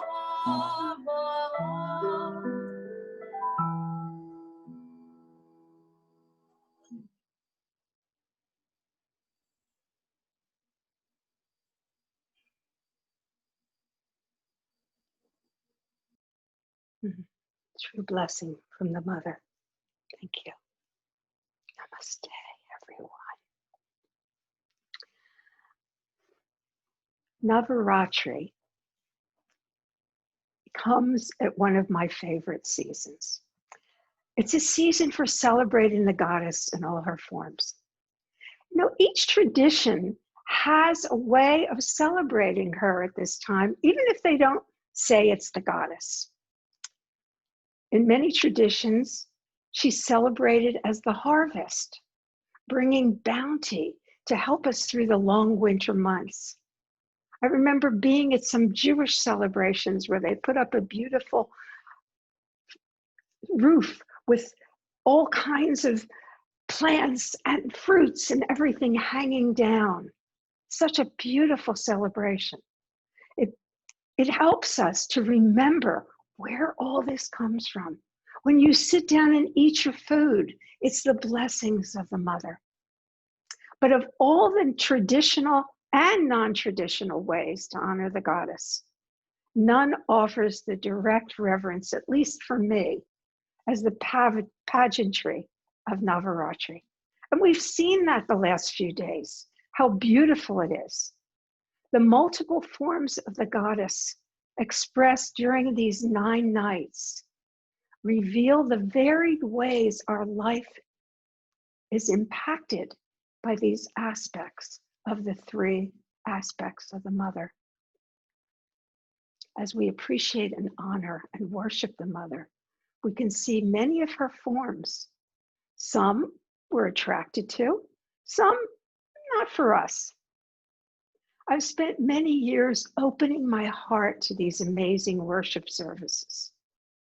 What keeps me continuing the worship is that often we are exalted to the highest levels, to the goddesses themselves.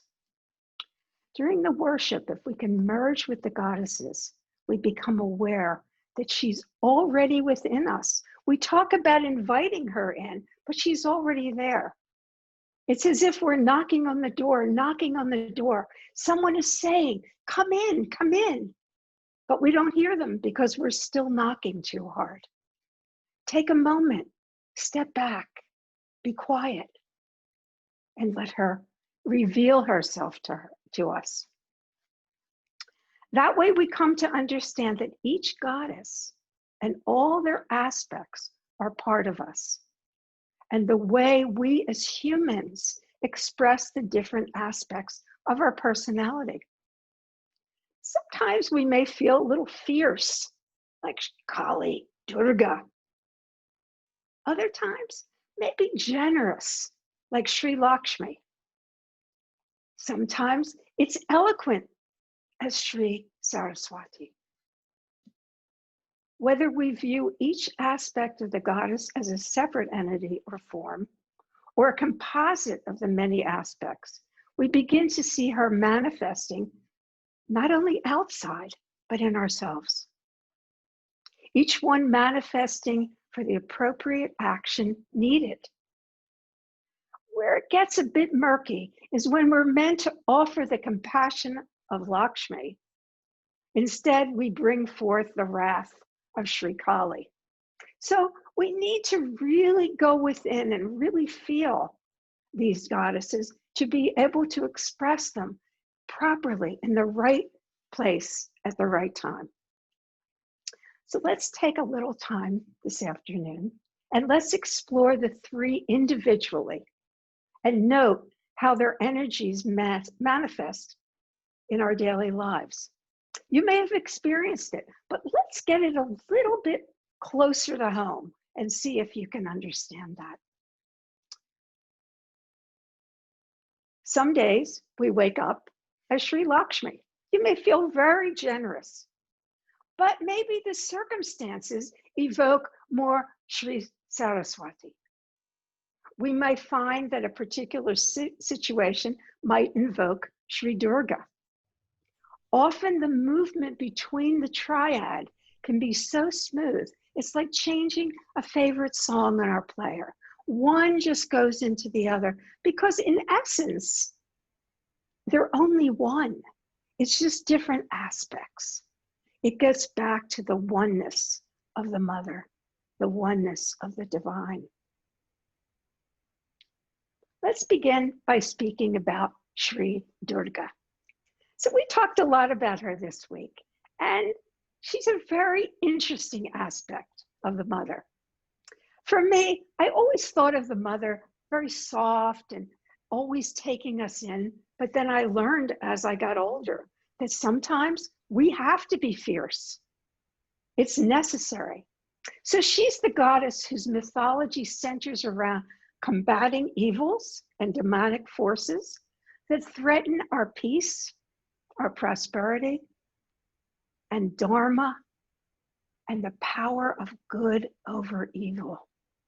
Boy, we can really use this right now. Durga is a fierce form of the protective mother goddess who unleashes her divine wrath against the wicked. Why? For the liberation of the oppressed and the destruction to empower the creation. Empowerment, that's really what Durga's about. That's how I see her.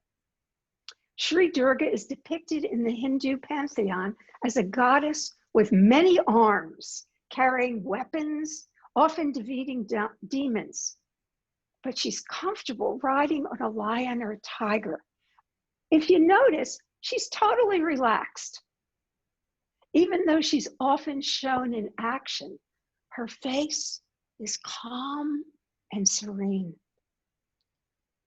This tranquil aspect of Durga's face is traditionally derived from the belief that she is protective and violent, not because of her hatred, egotism, or getting pleasure in violence, but because she acts out of necessity, for the love of the good, for liberation of those who depend on her, and a mark of the beginning of the soul's journey to creative freedom.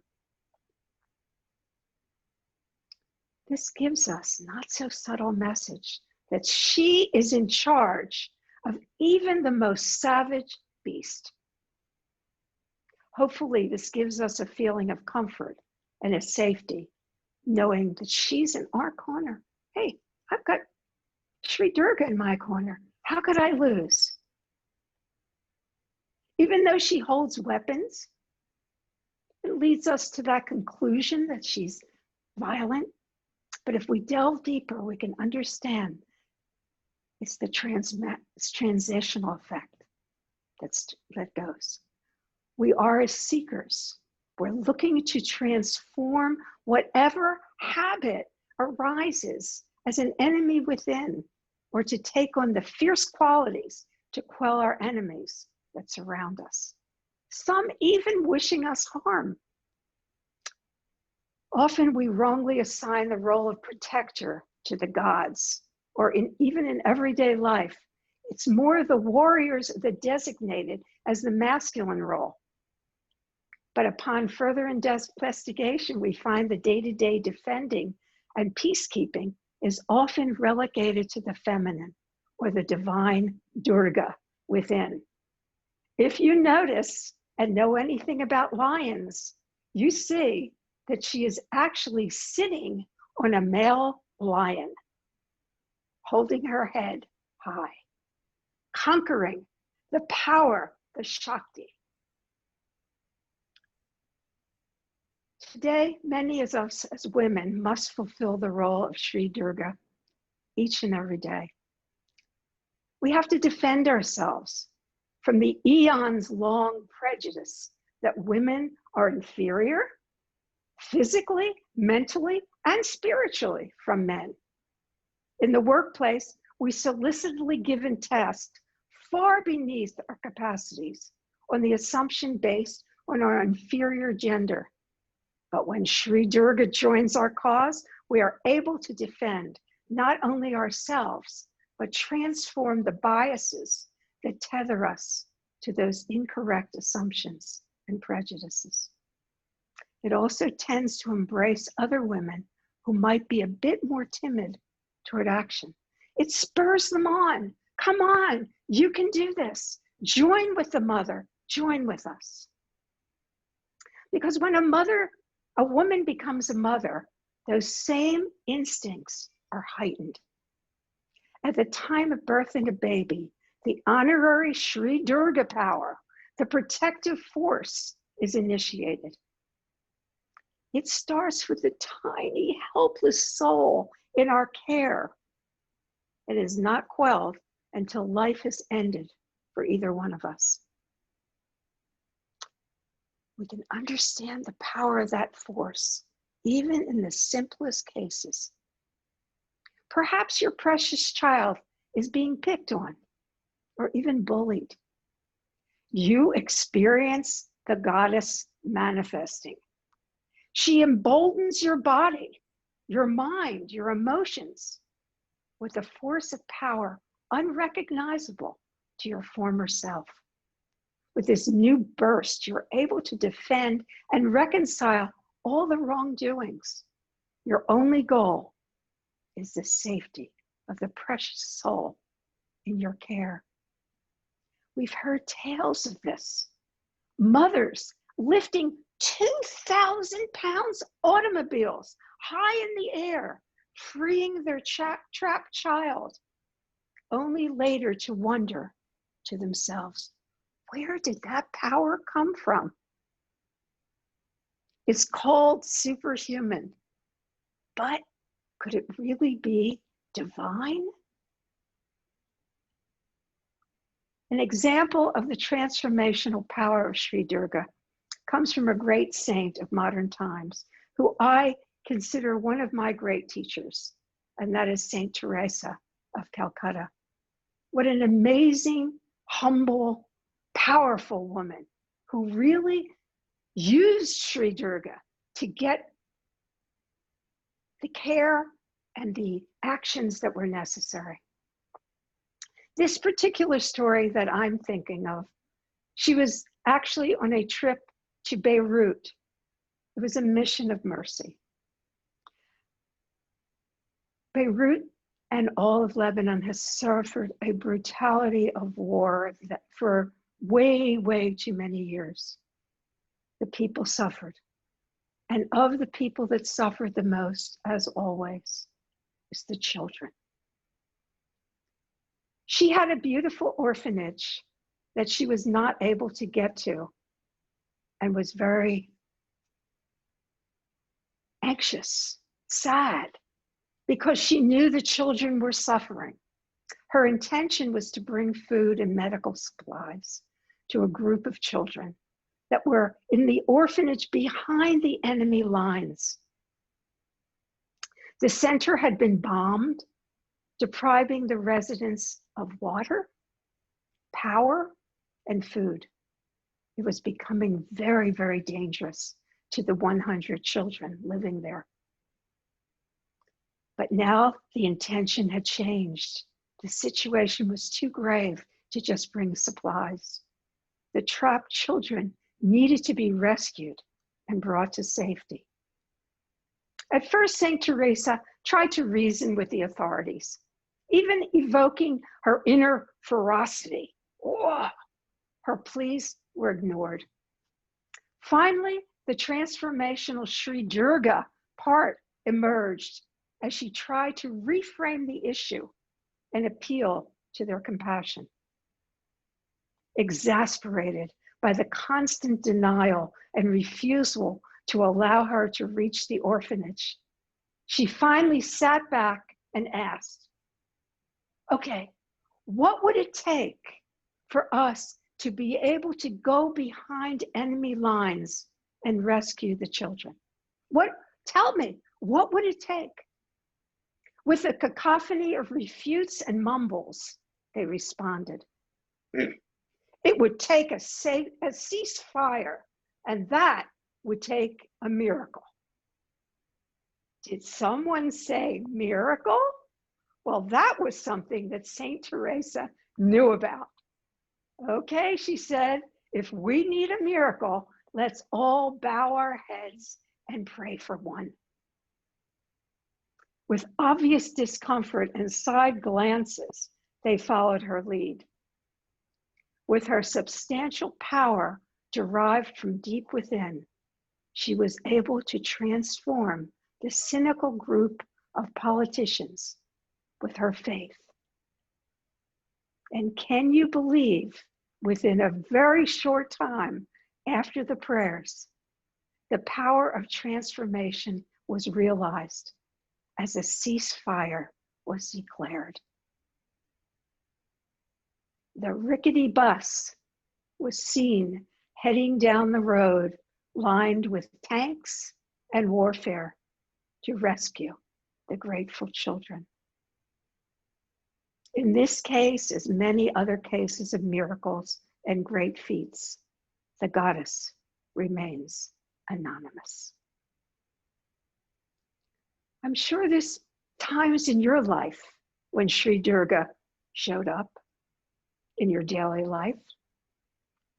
Let's take a minute now to go inside and remember such an occasion. So please close your eyes gently, have a nice posture, and be aware of the breath.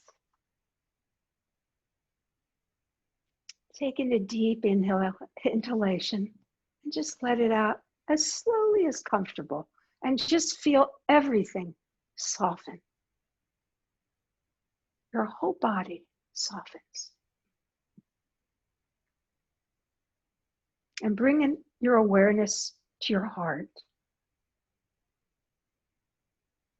And as you inhale, imagine that you're breathing in the essence of the beloved Mother Durga into your heart.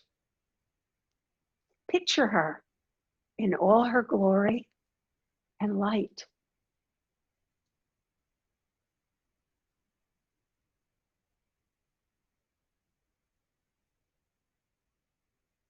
And now allow your consciousness to remember an instance in your recent or distant past where you were able to know where the goddess Durga intervened and influenced your action.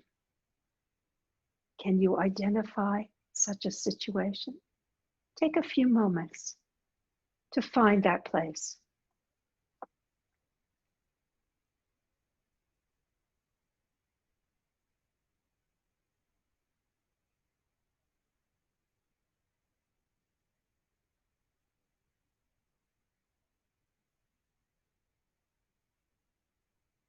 As you are able to recognize her presence in your life, pranam and give thanks. Appreciate her presence in your life. It will encourage her to continue to support you. It's a wonderful practice to invite Sri Durga into your daily life. Make her your constant companion. Taking a deep breath and just stretch up. Stretch up, reach up with gratitude. And coming back. As you do these little practices on each one individually, you'll begin to see how each one's aspect manifests in different ways, because they're all a little bit different from each other, although they still bring the same Shakti power. Let's move now to the goddess Lakshmi, probably one of the most commonly known of all the goddesses. She's called the goddess of wealth and prosperity. Maybe that's why she's so popular. She's also the goddess of beauty, and the radiance of Lakshmi is seen in the brilliance of her red sari, in the dignity of her pose, the delicacy of the lotuses she holds, and the quiet compassion of her smile. But most will remember the coins cascading from her hands. Those that know her power shower her with praise and offer her anything they can, hoping to reflect a bit of the infinite prosperity onto them. Although the wealth aspect is most sought after and coveted, prosperity manifests in a plethora of ways. Exploring the concept of prosperity, the vision of the coins leads us to the belief that money can buy anything. Well, almost anything. In its essence, money can make us physically comfortable, having the necessities and niceties of life. But at an emotional level, because our needs are taken care of, the fear of survival is quelled. At some point, the relief of having enough changes to needing more. And then that leads to wanting more and more until we're back to the feelings of fear of not having enough. Contentment. When you have enough, appreciate it.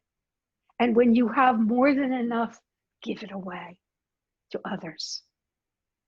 We can see her worshipped in daily life in most places in India. From the simplest to the most established merchant, each day begins with a puja or arati to Sri Lakshmi.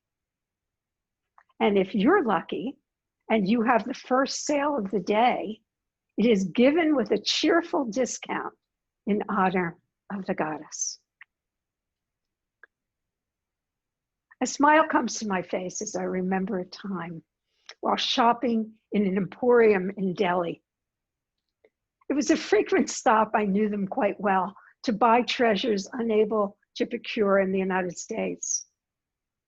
It was my time to buy genuine sandalwood oil from Mysore, the special incense, and of course, just one or two more statues or murtis for our altar. This time I noticed the staff one by one was ascending to the top of the stairs and was wondering what was happening. After my curiosity was sufficiently stoked, I inquired. The answer, it's 9 p.m. For our closing, it's time for our closing Sri Lakshmi Puja. Would you like to participate with us? Before he finished asking, my foot was on the first step. At first, the curious stares were a bit discomforting, but then the smiles welcomed us fully. The puja created a sense of comfort that my mind couldn't explain, but my heart rejoiced. As our souls were nurtured by the puja, the prasad, or blessed food, blessed our bodies. Many worship the goddess to attain wealth, but if we look deeper into prosperity, the healing aspect is unveiled. Since I spent so many years in that healing aspect of yoga and even Western medicine, I longed for someone on a spiritual level to help me with that. And then I found the goddess Lakshmi. In the Hindu Trinity, most of the aspects of divinity are relegated to the male, yet it's the female deities that manifest the qualities. The female is the manifester. The goddess Lakshmi is often paired with Lord Narayana, an aspect of Vishnu, the sustainer. Yet we look to the goddess to manifest healing energy. On further investigation, one aspect of Lord Vishnu is Sri Dhanwantari, the ruler, the creator of Ayurveda. And guess what? His companion is Lakshmi, in that it is revealed that Sri Lakshmi's prosperity is more than coins. It is healing itself. You may have heard the expression, health is wealth. And I think today we understand that in a way that we have never, ever understood it before. One example stays in my heart. On a particular trip to India, our focus was to visit healing centers. And my guru, Swami Shraddhananda, had brought a group of us who were in the healing profession to see how healing was done in India. The first ones we visit were more Western in nature, and the others more traditional, whether in naturopathy, in Ayurveda, or any of the other traditional Indian forms of healing. The modern hospitals held a stark environment of a Western facility, and we all know what that looks like. It was cold, it was sterile, but that's how they liked it. They felt that that was real medicine. The starched employees, they bustled all about, looking very authentic. Arriving early to experience the medical rounds, we were first ushered into a nondescript back room. Entering, we were transported to an incense-infused temple in the hospital itself. The daily gatherings brought together the staff. Regardless of what tradition or religious background they each had at home, this was to pay homage to Sri Lakshmi in the form of the healer. They placed their hands together and they prayed, "Please bless us this day, so we may serve our patients with compassion. Please protect us from doing any harm, and if any good is done, we dedicate it to you." The prasad is then distributed to the staff, and through them, the patients receive a small morsel of the blessed food as healing. And with this, the day in the hospital begins. Imagine having this in our hospitals. How different the treatment would be, how different the results would be. So as we bring Sri Lakshmi into our daily lives, we expand the scope of her grace and her blessings. It's up to us how we see the manifestation of the goddess. Some, and you may be one of them, may want to keep her safe and on the altar only for formal worship and conversations because we talk to her, while others may befriend her as a constant companion. While I enjoy celebrating my birthday with friends and fun, the day often comes when I'm in India. Not placing specific importance on their birthday, on the birth and the aspect of life, the Indians are not really into celebrating the birth. They said, not so much the birth, but when we get liberated, that's to celebrate. But they're always ready to celebrate anything, and a birthday in this case fit the form. Since I was in the land of a million temples, what better way to spend my birthday than by going to a temple? Just down the road was a small temple dedicated to the goddess Lakshmi. I changed into my temple clothes. I could feel the anticipation growing. I was so happy to be visiting her on this, my special day. In anticipation, I became aware that I hadn't brought any offerings for the goddess. But rounding the corner in front of the temple, I was relieved to see a small, humble woman selling flower garlands and fruits to offer. Making my purchase, I humbly entered the temple. Handing the offerings to the priest, I went to the sanctum to pray and asked for the blessings of Sri Lakshmi going forward for the next year of my life.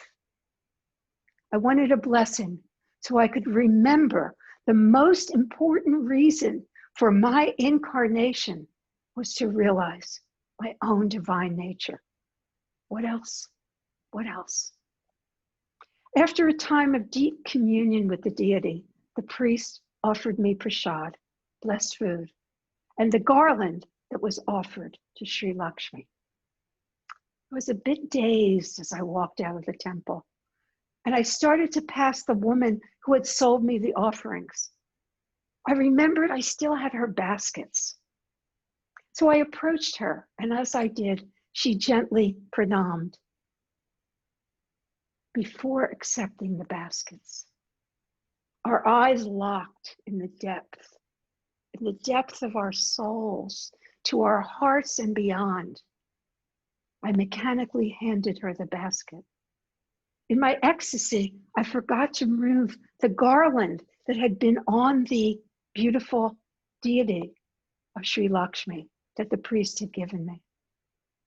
But the woman looked in the basket and saw the garland, and it called to her. She picked it up, and before I knew what was happening, she placed the flowers over my head, which then encircled my heart. At that moment, I just floated. Once again, our eyes and hearts met, and something happened. I gazed into her eyes, the woman selling flowers, transformed into the goddess herself. Removing the garland from around my neck, I gently placed it over her head and around her heart. Our eyes locked, our hands poised in namaste, while our hearts conveyed, I honor the divine light in you. When you are in that place of love and light, and I am in that place of love and light, we are one. Namaste. At that moment, I heard a voice touting the remembrance. The goddess is everywhere, not just in a temple, not just in a form. We are all that divine. Worship it in all. I had found the goddess that day, both in and outside the temple. Please close your eyes for a moment, taking a few deep breaths. Find the goddess within you. And as you inhale, imagine you are breathing in the essence of Mother Lakshmi. Picture her in all her glory of love, of light. Take a few moments to remember an instance in your life where the goddess, Lakshmi, had been present.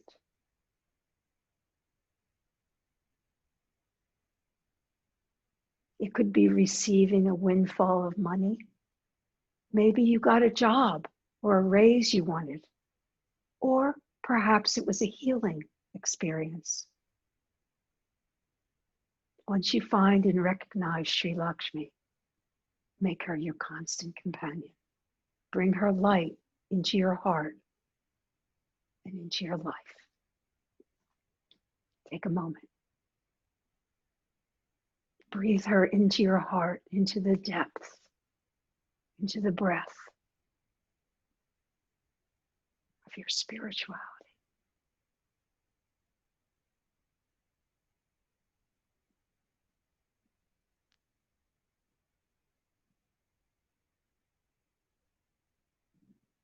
Om Shri Lakshmi.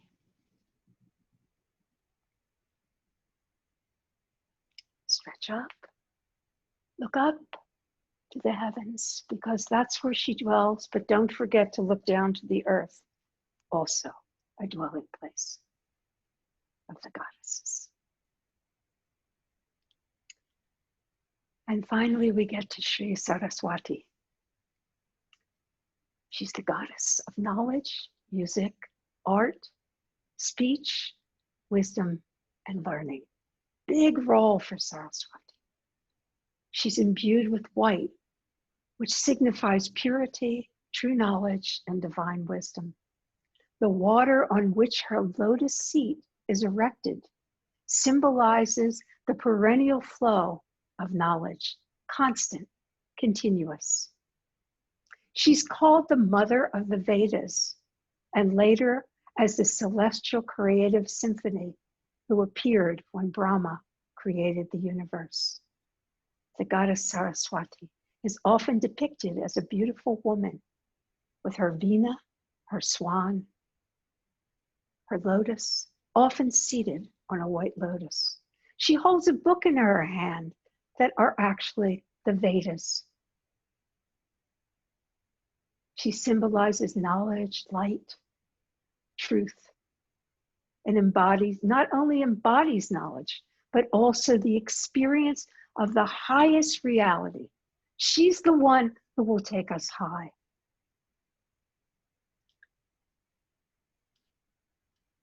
She represents all emotions and feelings expressed in speech or music. She's associated with the love and the rhythm of music. A hamsa or swan is often shown near her feet. The hamsa is a sacred bird, which is, if offered a mixture of milk and water, is said to be able to take the milk and leave the water. It thus symbolizes the ability to discriminate between good and evil. The swan is also a symbol for the perfection, transcendence, and moksha, ultimate liberation. Hearing all this, it's not surprising that Sri Saraswati is one of that I had chosen as my constant companion while writing The Secret Power of Yoga, which, as was mentioned, it's a woman's guiding through the heart and spirit of the sutras. More important, it's a translation of the Yoga Sutras from a heart-centered perspective. Every other translation is from a mental. Make room for the heart. It wasn't an easy feat for me, and I wasn't sure I was the right one to bring forth this awesome aspect of scriptural testimony. After all, it was the first time in thousands of years that a woman has taken on this monumental blessing. I didn't think I was the one to do it, but yet I seem to be called. You might begin to understand now why I called out to any goddess, but especially Saraswati.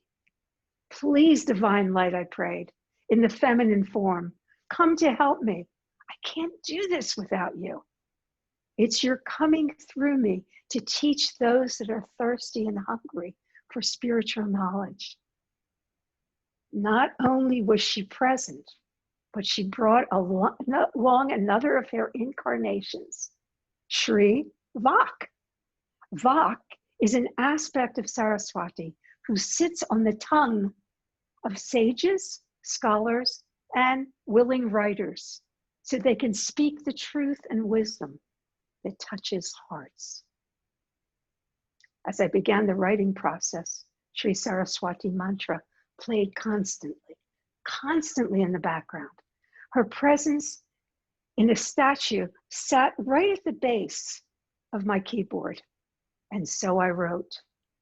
And when I was stumped for meaning of a particular sutra, I realized my mind had taken first place over my intuition and wisdom. I would stop, close my eyes, and chant the mantra for a few minutes. And then I would step aside as Sri Saraswati took the lead once again. One of the wonderful sutras that she keeps reminding me of is this truth. It describes who our teachers are and what to look for in a teacher. And it says, the divine consciousness is self-effulgent like the sun. The divine is the essence of all knowledge, wisdom, and love. Knowledge, wisdom, and love are the omnipresent teachers in all beings, every one of us, every one of us. It's not always necessary for the guru or teacher to be in physical proximity or even in the physical form to impart their Shakti. As we can see, we chant to the goddess and she comes. Many evolved souls guide us from other physical locations and realms. This whole week to me seemed like that we were being guided, we were being taken. The subtle knows no boundaries. Spiritual support can come from the next town or for the far-reaching vistas we're yet to explore. Shri Durga, Shri Lakshmi, Shri Saraswati, and others have successfully inspired devotees to find their divine essence for millennia. This is why the sutras say that the teacher of all teachers, the guru of all gurus, is knowledge, wisdom, and love, boundless, eternal, pure, and unchanged by time. Let your teacher be love itself. The poet Rumi. So please, once again, close your eyes, take in a deep breath. And as you imagine the breathing in of the beloved Mother Saraswati, picture her in all her radiance and light. Take a few moments to remember an instance in your life where you could be receiving inspiration, perhaps to play a musical instrument, to sing a beautiful chant, to write an inspirational poem, article, or even a journal entry. It can encourage you to learn a new language or even go to university.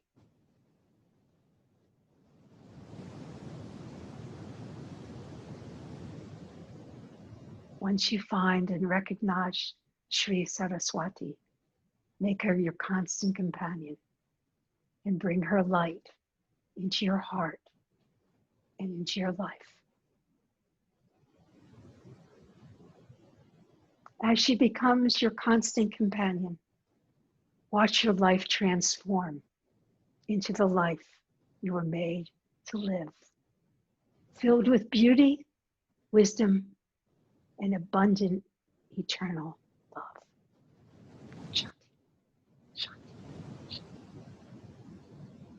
Saraswati, we're going to end with a beautiful chant, the same one we started with. Please join in. Evoke her. Saraswati, Lakshmi, Durga Devi, Namaha. Saraswati, Lakshmi, Durga Devi, Namaha. Saraswati, Lakshmi, Durga Devi, Namaha. Saraswati, Lakshmi, Durga Devi, Namaha. Saraswati, Lakshmi, Durga Devi, Namaha. Saraswati, Lakshmi,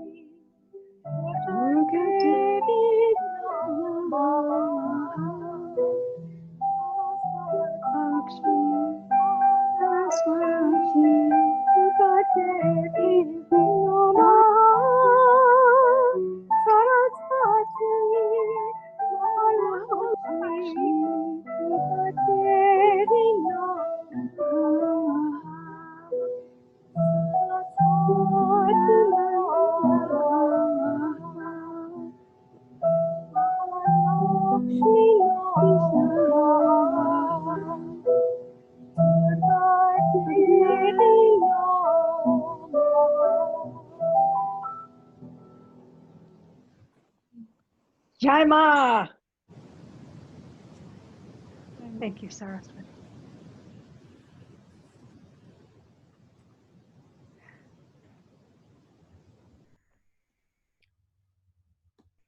Jai Ma. Jai Ma. Jai Ma. Jai Ma. Nischala Joy Devi. That is exactly what you bring to the heart of every being. Joy. And I still treasure when I first met you, the joy that you emanated, and the way that that joy not only filled the room, it was up at Kripalu, not only filled the room, but the whole building, you know. And I can remember walking down the hall, and people who I don't even think were in the program were talking about you, and they're like, that is Nischala Joy Devi. She's always so brilliant. She's always so smiling. She's always so radiant. I want to be like that. And I thought to myself, you know, then you need to practice the way she practices. Then you need to love the way she loves. Then you need to devote yourself the way she devotes herself. Such a beautiful being. Thank you so much. So much. Yeah. My joy. Thank you.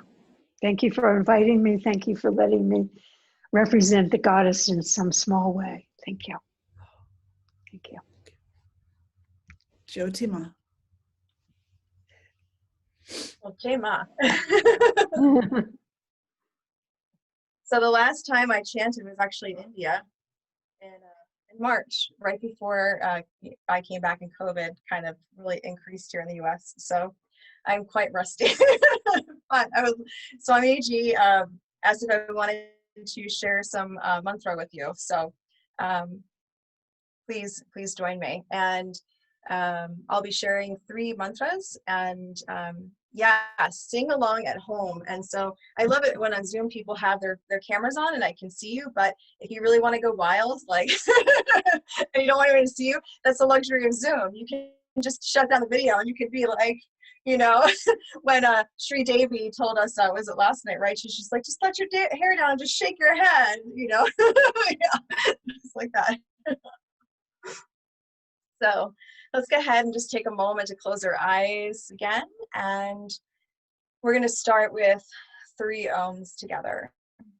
Om is such a huge, powerful mantra. And I'm going to talk more about it later this week, I believe on Friday. But it is the energy of the Divine Mother. So let's go ahead and take a nice deep breath in together.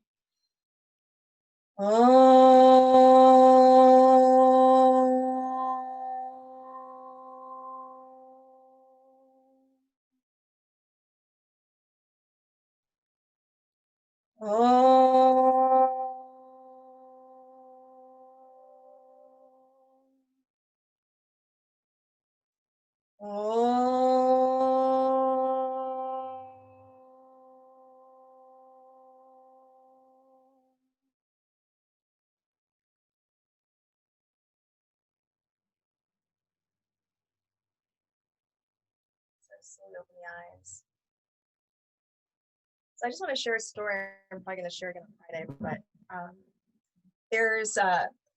so I woke up one morning to a beautiful mantra, and I could hear it being sung by a female voice. And I remembered part of the mantra, but I had no idea what it meant. And so I reached out to one of my teachers, Swami Guru Shiradananda in India. And I said to him, Swamiji, I woke up from this dream, this space. And I said, I know it was outside of dream, before waking state. And this is a mantra I received. This is what I can remember. Do you know what that means? And it was from Radhe. And it was a beautiful mantra I'd never heard before. he knew the ending to it and shared that with me. And he said like how, to sit with it and to be with that energy of that mantra. And it was such a beautiful experience. And so when we are, as Nischala is talking, like in this space with Devi, allowing the Divine Mother to come through us, there's so many spontaneous experiences that we have. And she's always talking to us, always.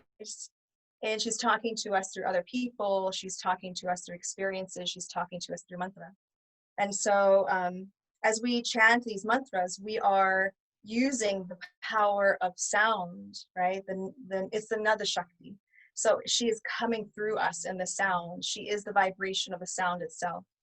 And so think about as you're chanting, at home, we talk about whenever we do kirtan, so many people are so afraid to chant because either they don't know the words and they feel like they're going to mess up the words, or because they don't know what they're chanting and they want to know the meaning. So it's more of a mind block there. Or they just are so embarrassed they don't want anyone to hear them. But when you have the opportunity to chant, even if you're saying the words improperly, you are allowing the Divine Mother to move through you. You're bringing through the Shakti. She's flowing through you. And it's such a gift to be able to hear, but then also to express. Because whenever we chant, we are out loud, we're actually bringing the mantra through the heart and allowing ourselves to feel unconditional love and to be unconditional love. And then the mantra, as we get silent, then continues to, move through the body, and that energy just permeates every cell in ourselves. So it's actually one of the most beautiful gifts we can give ourselves is by chanting the mantra, wrong or right. So what you hear, you can try to chant. All right, I'm gonna lift this up a little bit. This is a power harmonium. You're gonna hear me over. My husband brought this guy up for me, so we can try to see if you can hear the words over the harmonium. So the first one is Radhe, and Radhe is Krishna's beloved. So Radhe, Radhe, Govinda, Radhe, and that's pretty much it's just two words, Radhe and Govinda. Radhe Radhe Govinda Radhe, Radhe Radhe Govinda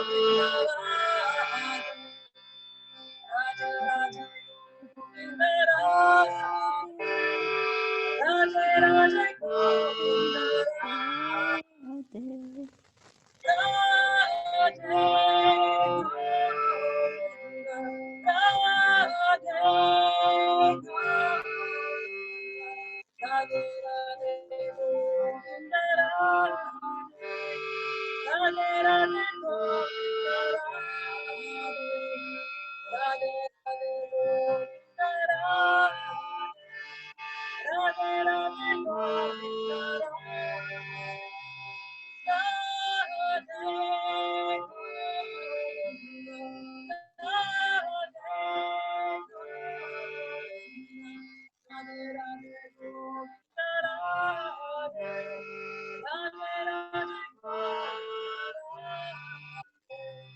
Radhe Radhe Govinda Radhe, Radhe Govinda Radhe, Radhe Govinda Radhe, Radhe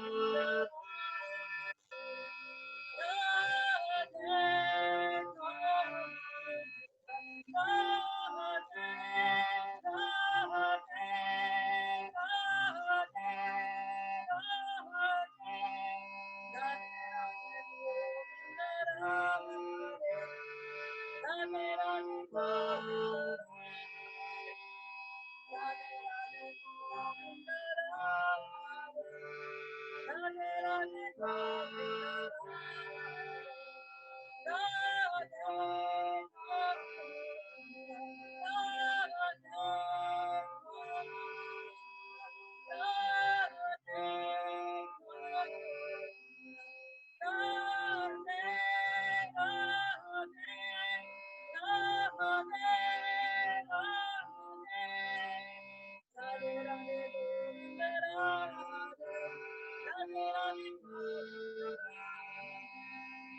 Radhe Govinda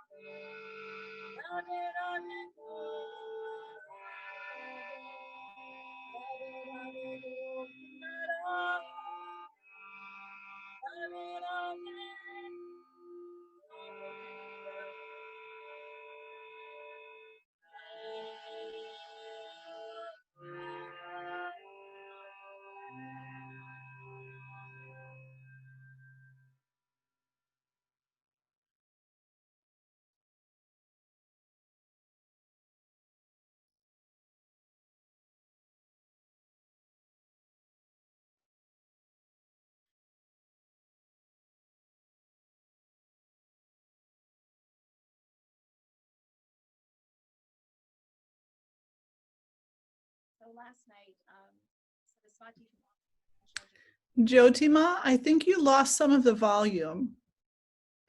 It's very hard to hear you now. Very little. It's like a whisper almost.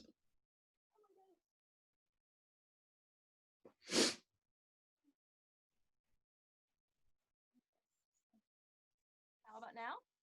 It's a little bit better. Okay. There's 3 different mic settings here. Let's see. Do it again. No. Nope.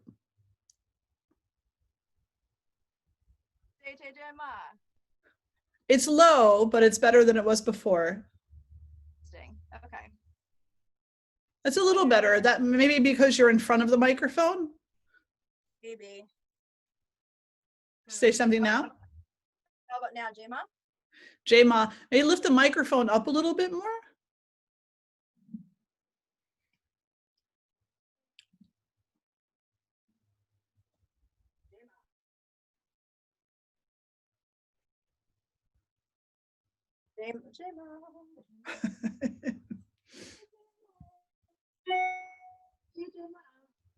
No, it's still coming in and out. It's very low.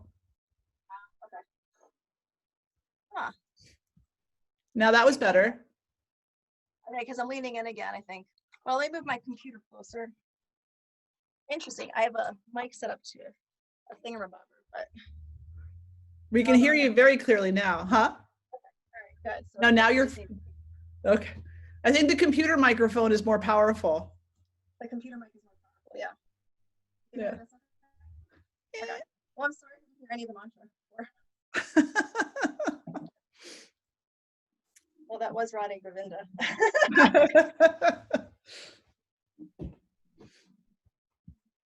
So last night, Saraswati from Austria talked about a living saint named Ananda Mayima, who passed away in the 90s, I believe. And she's such a revered saint in India. And it was interesting because I heard her name in the mantra before I ever knew who she was. And so then after that, it was kind of like an explosion. She's everywhere, which is kind of how Ma operates. Can you hear me now? You cut back out again. I wonder I'm wondering if it's because the microphone is plugged in. Well, I don't have the microphone plugged into my computer. Oh, now I can hear you. The mic is not. How about now? Yeah. How about now? Yeah. No? Yeah, the microphone's not plugged. Microphone's plugged into an amp. Interesting. Oh, that's interesting. Okay. Okay, well, Zoom apparently doesn't like mics plugged into amps. There we go. So, Ma, so once you find her, she's kind of like everywhere. And that's really, really fascinating. She kind of follows you around, but that's what he does. And so, you know, like Swamini said earlier, I wrote exactly down the one quote you said, how we think that she's hidden from us, but really she's everywhere. And we're the ones that keep on hiding. And so, you know, one of the beautiful things that we can do is just whenever we start to feel alone is just to invoke Ma's name. And, oh, my Wi-Fi just stinks. Okay. Is to invoke Ma's name. And then we'll notice and find her everywhere again, and we won't feel so alone. All right, I think I know what the problem is. It's my Wi-Fi.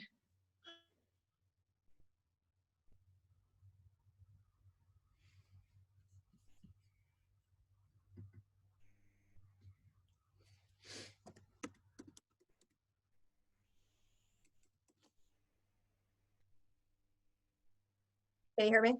Yes. Okay. My Wi-Fi keeps cutting out. Okay. So, yeah, we'll see what happens. So it's Baja Mana Mama Ma, Baja Mana Mama Ma, Ananda Mayima.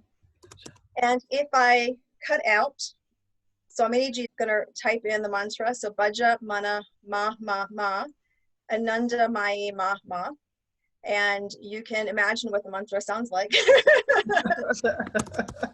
and chant it. So.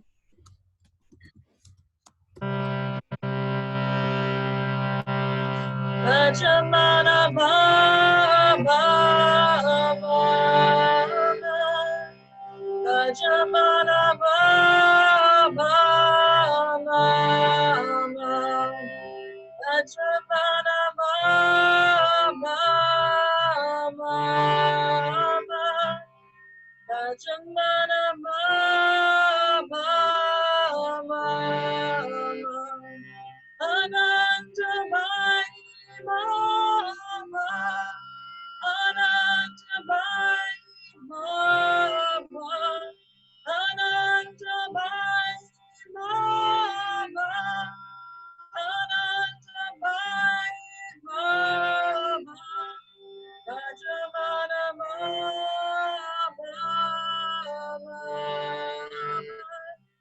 Pajamana Mama Pajamana Mama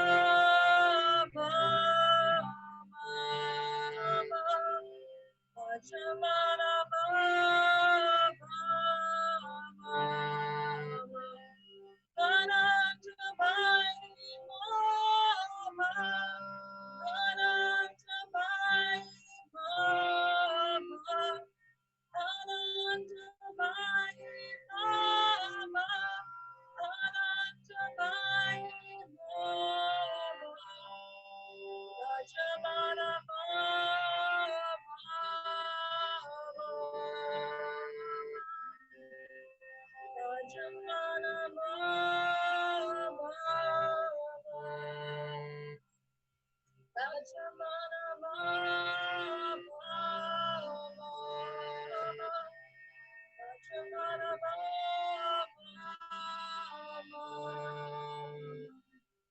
Pajamana Pajamana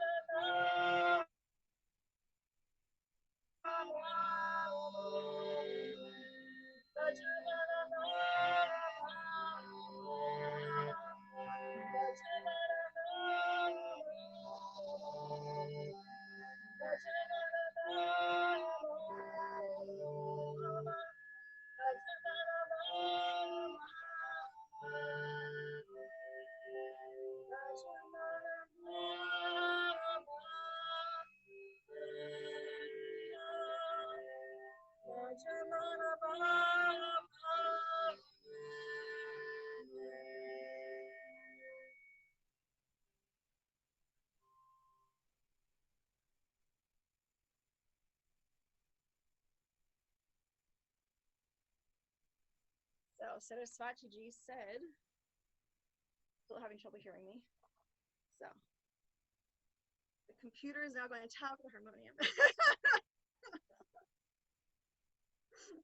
We shall see what happens. One more mantra and we'll see if it goes. This one's a very fun one to do. So it's very upbeat. It's Jaya Jagatambe, Sita Radhe, Kali Durga, Namo Namah. So Jaya Jagatambe Sita Radhe, Kali Durga, Namo Namah.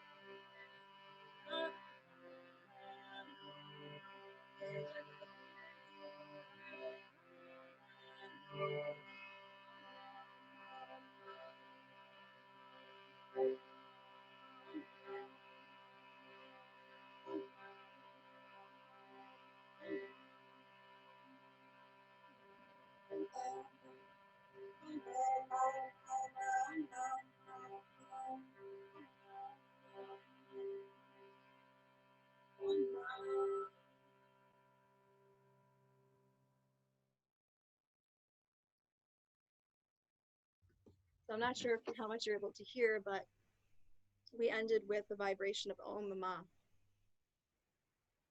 And so whether you heard or not, if you could just take a couple moments to feel what that mantra must feel like inside. Om Ma.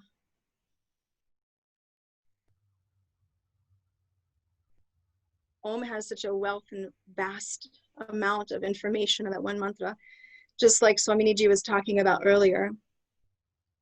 Skandamata's son kept on looking for answers and looking for answers, wanted more information about the sound Om. In the sound Om, there's endless, endless, endless energy, endless knowledge. Ma, the source of that energy, making it move and shift. Om Ma. Om. I'm so sorry for Oh, Jyoti, why are you apologizing? Technology, you know? So, you know, obstacles are there to learn from, right? Yeah.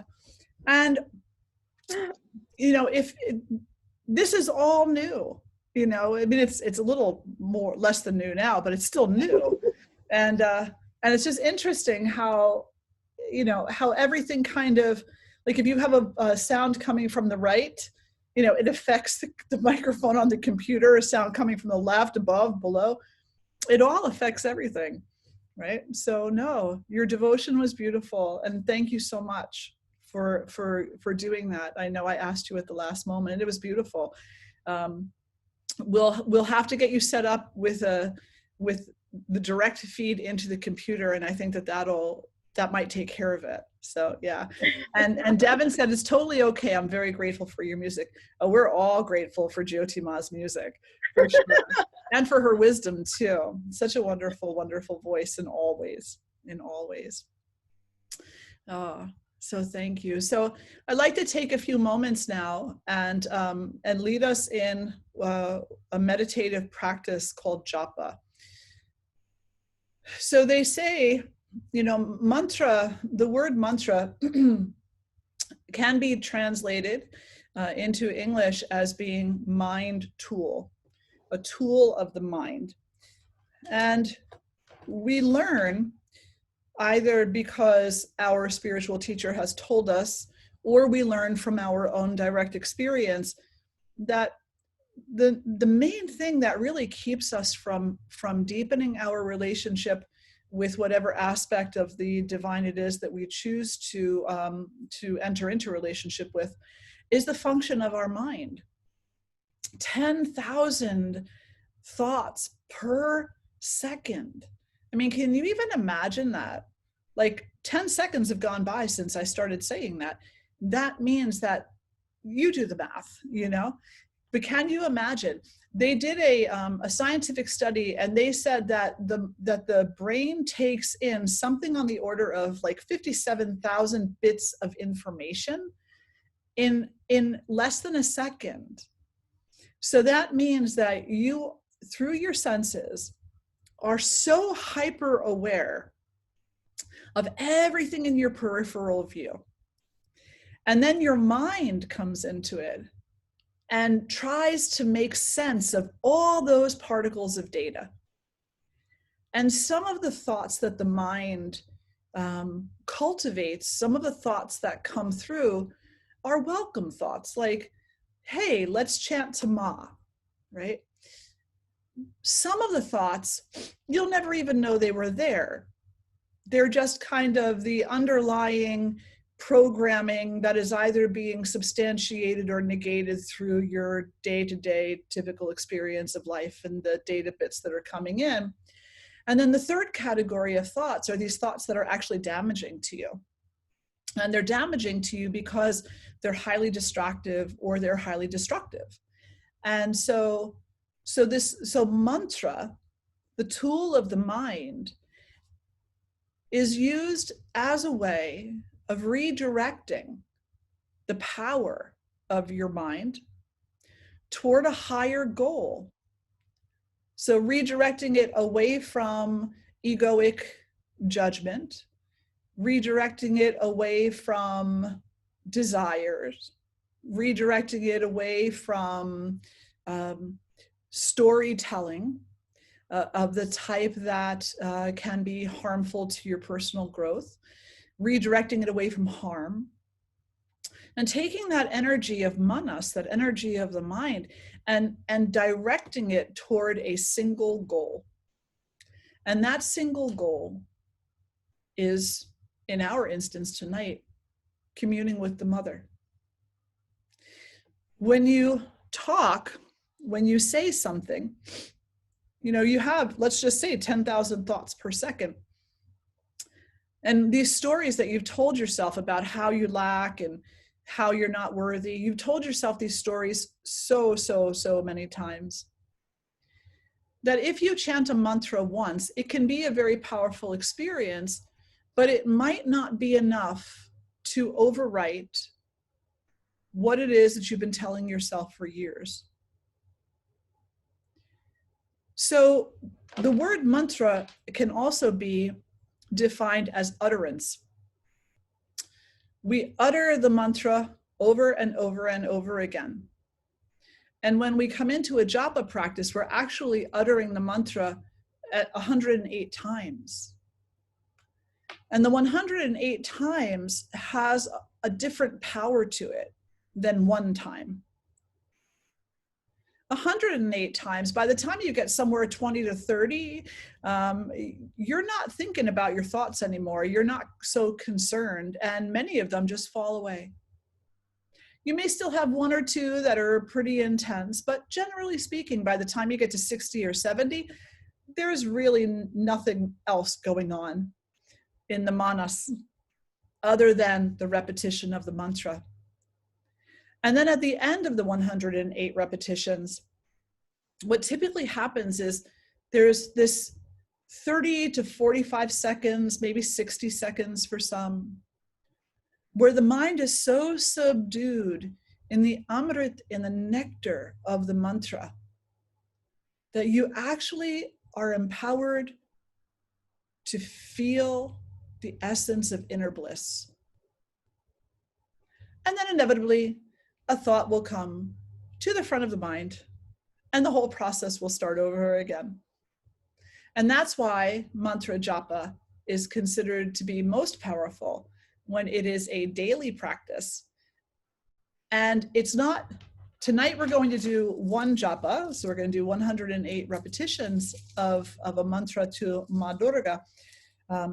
But when you have your own personal mantra, you could be doing 11 japa, 12 japa, 13 japa. You do the math, it's well over 1,000 repetitions a day. And then what ends up happening is that your mind starts to adopt the mantra as what it should be thinking. And you start noticing that you're cooking your meal, you're chanting your mantra silently. You're ordering something online, you're chanting your mantra. You're talking to your boss and the mantra is still playing in your mind. The longer that you do this, the more the mantra replaces. And what it's replacing are things that are not really necessary. Things that create confusion and distraction. And you find that you're more able to be in the present moment and less absent from it. So the mantra that we're going to do is Om Shri Durgaye Namaha. And I'm putting that in the feed for you. And this is a salutation to the mother. It's a salutation to Durga. It's saying, Durga, I praise your name. I praise your essence. Shri, you who are the most effulgent and abundant. Mother of the universe, the one who is difficult to reach. I'm reaching out for you. So let's sit nice and tall and close the eyes. And we'll take a few moments to just purify the heart,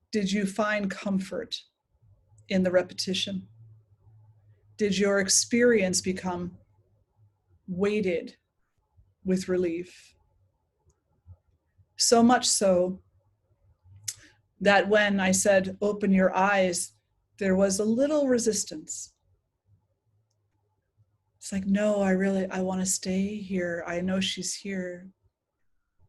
If I open my eyes and externalize again, then I'm going to be lost again. And so that relief is very important.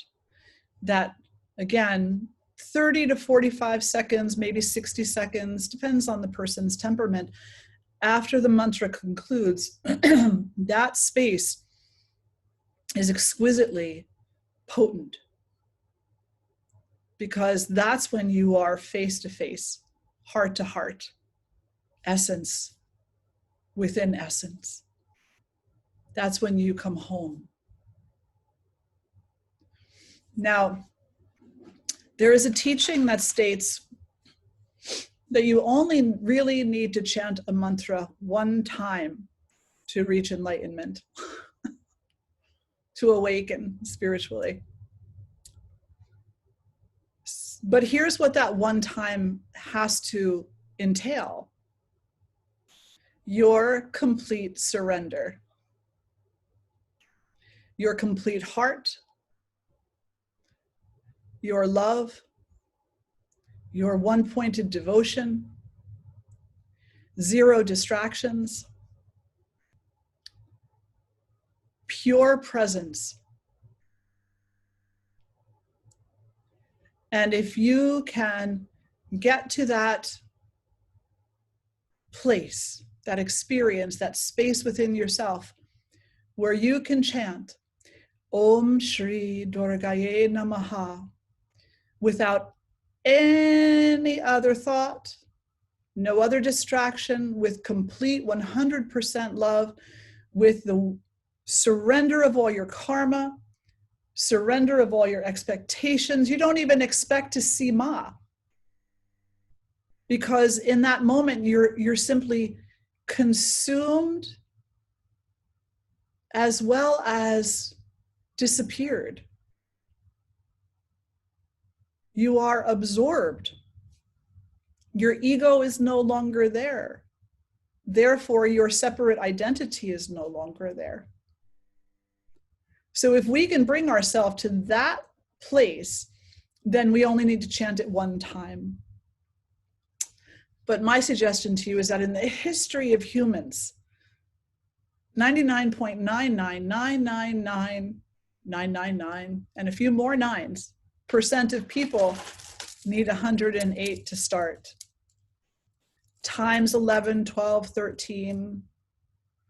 So more than 1,000 repetitions a day. And it doesn't take that long. I did it rather slowly with you this time because I'm not familiar with some of your practices. Have you done this before? Do you know what the breathing is for this? Once you're accustomed to doing this, to do 10 japa of this particular mantra, it can take 20 minutes.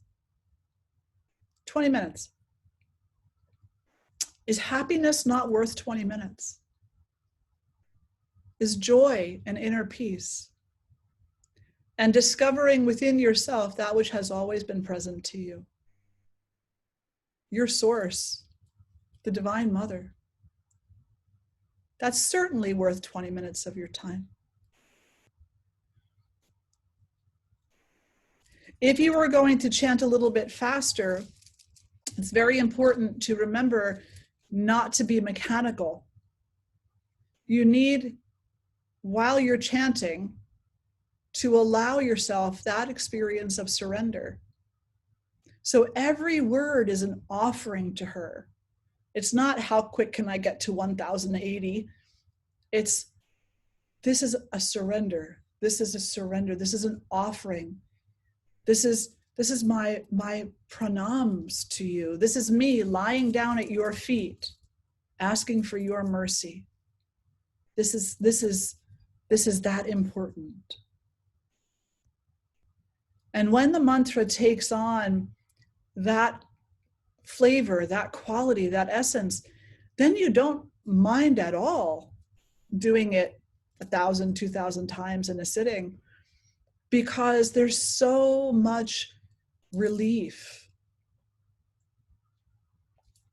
We carry around these identifications, these burdens every day of who we think we are, who we think we're supposed to be, who they all want us to be. And that really is a very enormous weight on our shoulders. But when we're in the essence of the truth of the mantra, those burdens are no longer present. You are free. Your body, your blood, your interstitial fluids, all the sciencey stuff, your prana is all flowing with such freedom. There is no need to be identified there. And so that falls away. Whatever is not necessary falls away. And since anything that arises in this physical world is not necessary, spiritually speaking, not in the higher order, it all falls away.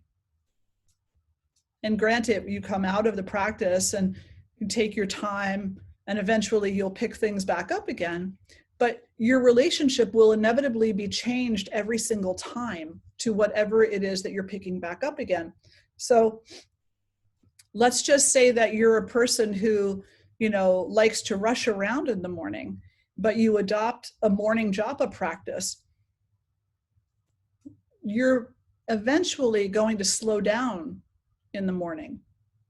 You're eventually going to become more mindful of the time and the things that you're doing. And you won't just be rushing to get from point A to point B quite so much. And say you're a person who wolfs down your food real fast in the morning. Consistent practice of japa or, of devotional practices themselves will make you want to slow down your eating habits. Why is that? Because if you're going to be in this physical world, you want to experience it on a level that is full of gratitude. And if you're moving so quickly that you can't even taste the food that's going into your mouth, then it's very difficult to have gratitude for that, because you're not able to identify anything to be grateful for. And you might say, well, I'm just grateful to have food. But that's a fleeting thought in the mind. It's not really gratitude. Just like you might say, well, I'm grateful for my spouse. I'm grateful for my job. I'm grateful for my car. I'm grateful for my house. That's a fleeting thought. That's not gratitude. Gratitude is a deep, heartfelt appreciation that takes time to simmer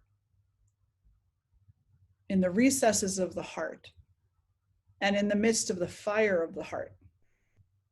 Gratitude is something that fills us up. It's not just a passing statement. And in my own life experience, I have found that having a daily practice of japa deepens dramatically, for lack of a different word right now, gratitude, because it causes you to want to slow down and smell the roses. It causes you to want to experience the embrace of your loved one. It causes you to look at that pile of files on your desk, and instead of cursing it, saying, I am going to have the opportunity to serve by doing this.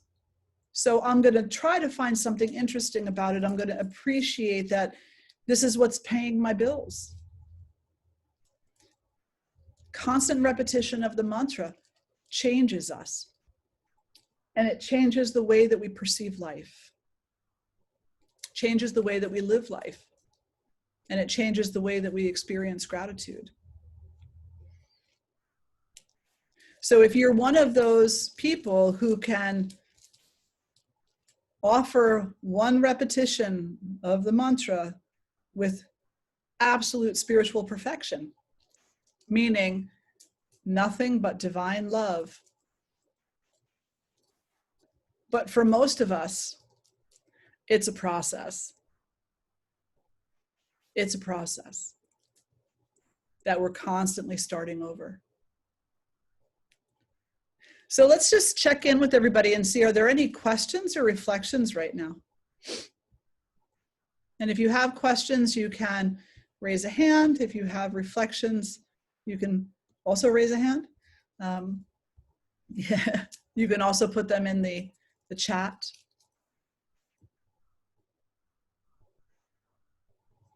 Right.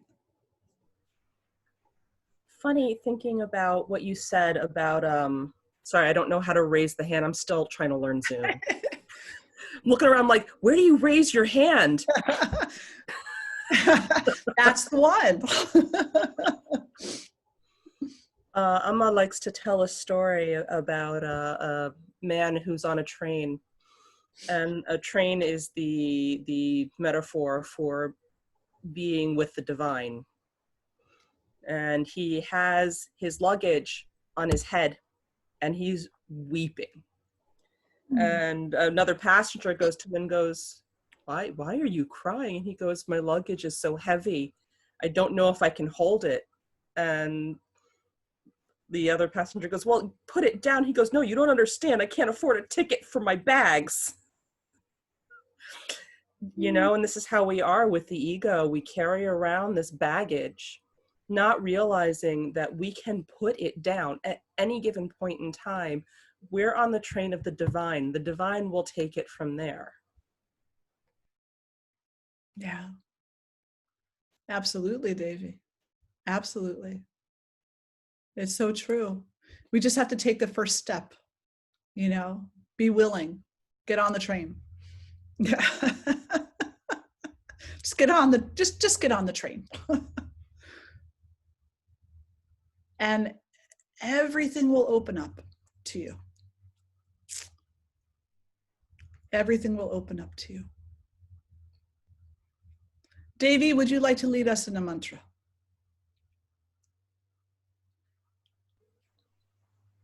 Oh goodness, what do I even have?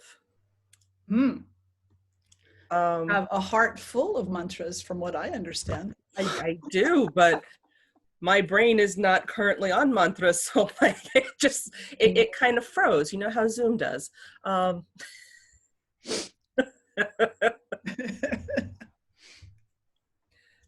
goodness. It's not specifically a mantra. Hold on.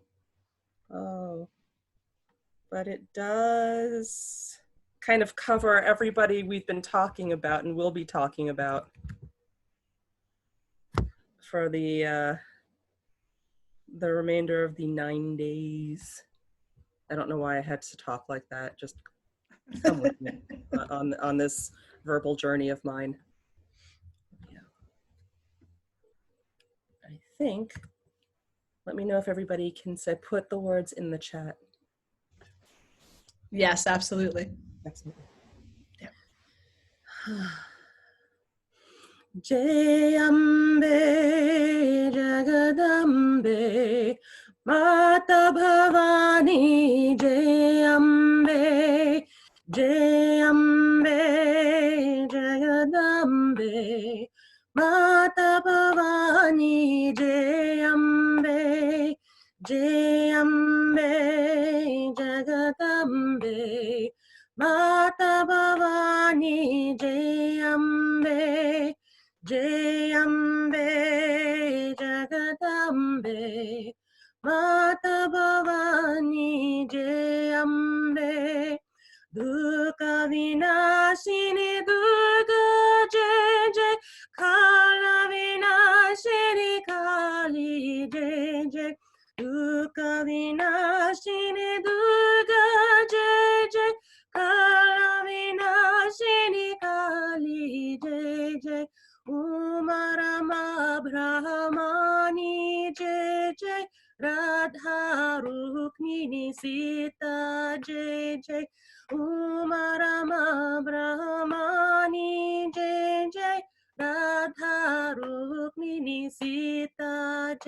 Jai Jai Ambe Jagadambe Mata Bhavani Jai Ambe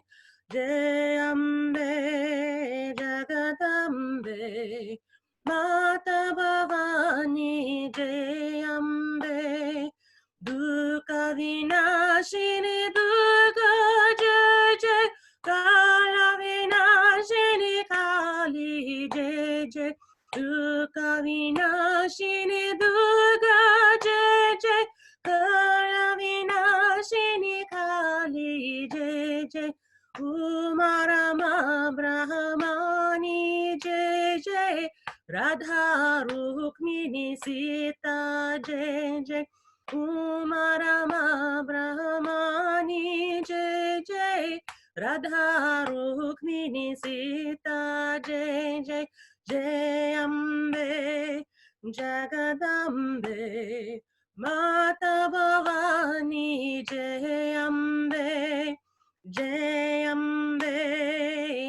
Jagadambe Mata Bhavani Jai Ambe Dukkha Vinashini Durga Jai Jai Kala Vinashini Kali Jai Jai Dukkha Vinashini Durga Jai Jai Kala Vinashini Kali Jai Jai Umarama Brahmani Jai Jai Radha Rukmini Sita Jai Jai Umarama Brahmani Jai Jai Radha Rukmini Sita Jai Jai Jai Ambe Jagadambe Mata Bhavani Jai Ambe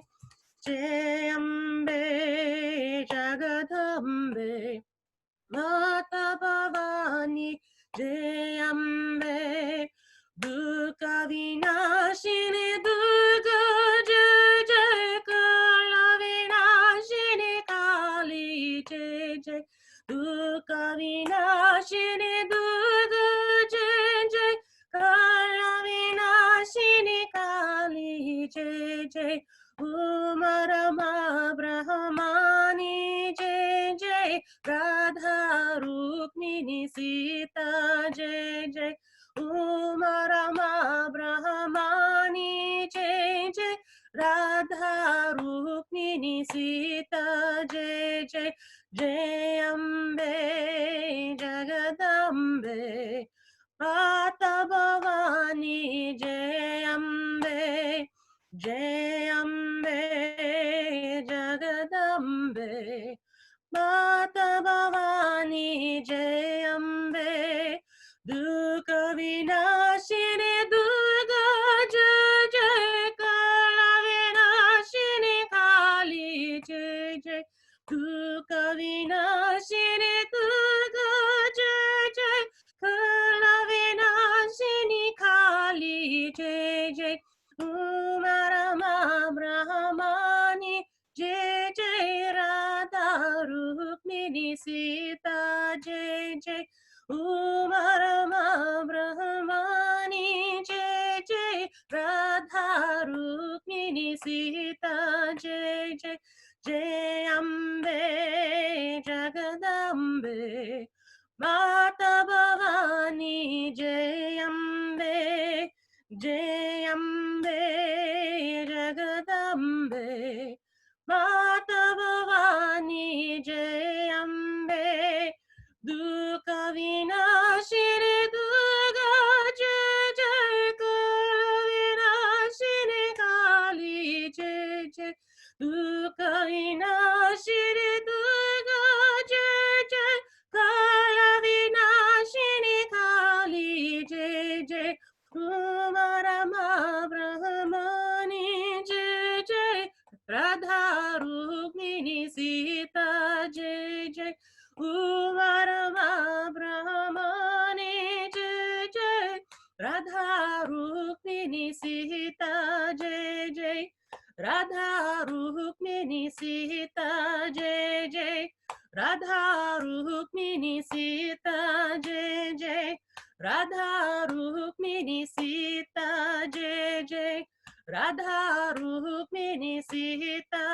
Jai Jai Jai Ambe Jagadambe Mata Bhavani Jai Ambe.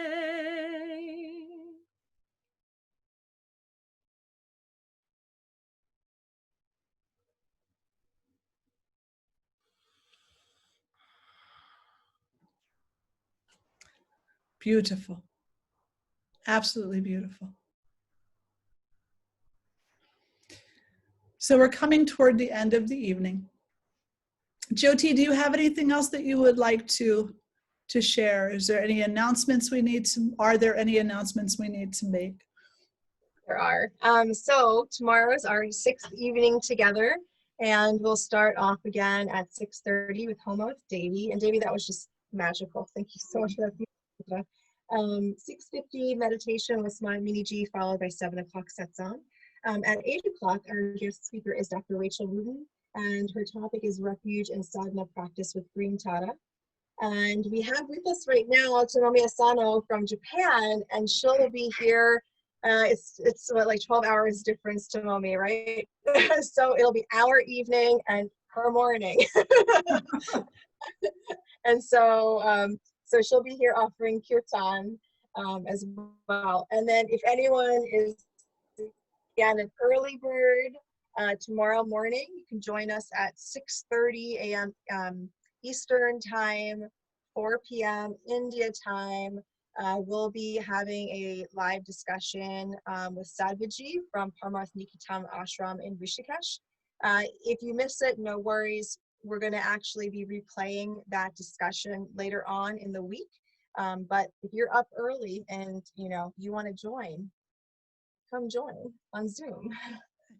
So thank you so much. Thank you everyone so much for being here. And to everyone this evening, thank you Jyoti Ma for your wonderful organization, your emceeing, your beautiful mantras, your devotional heart. Thank you so much Devi for all the beautiful ritual and ceremony. Thank you Nischala Joy Devi. What can I say? The woman is a goddess and she's light. She's light. What else can you say? Saraswati, thank you so much. The mantras that you offered were divine, absolutely divine. Thank you to everyone here. Yes, the melody is so powerful, is it not? So Devi, you're getting a couple of comments about the mantra. There's someone's new favorite. The melody is very powerful. And so be sure to copy and paste that and practice it in your daily practice. Allow it to bring you closer to the mother. Allow it to bring you closer. Allow it to bring you home. So let's all sit nice and tall and close the eyes. Take a nice breath in and a nice breath out. And just allow yourself in the next few moments to bask in the energy of this beautiful celebration, Navratri. Allow yourself to bask in the energy of the mother.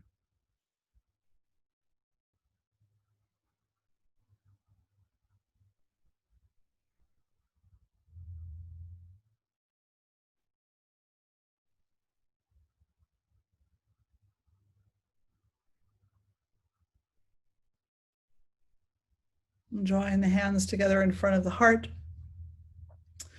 Beloved Mother, protect us, hold us, nurture us. Let us know that you are here. Even in moments where our mind tells us otherwise. With your grace, awaken us to your presence so that we are capable of seeing you in every flower, in every tree, in every blade of grass, in every cloud, in every being, in every river and stream, in every ocean, in every mountain, in every desert, in every forest and jungle, in everything, everywhere, every star, every moon, every sun, every planet, every galaxy. Empower us to see you and to know you as the wholeness that you are. And together we'll lift our voices in one Om. Take a breath in. Om.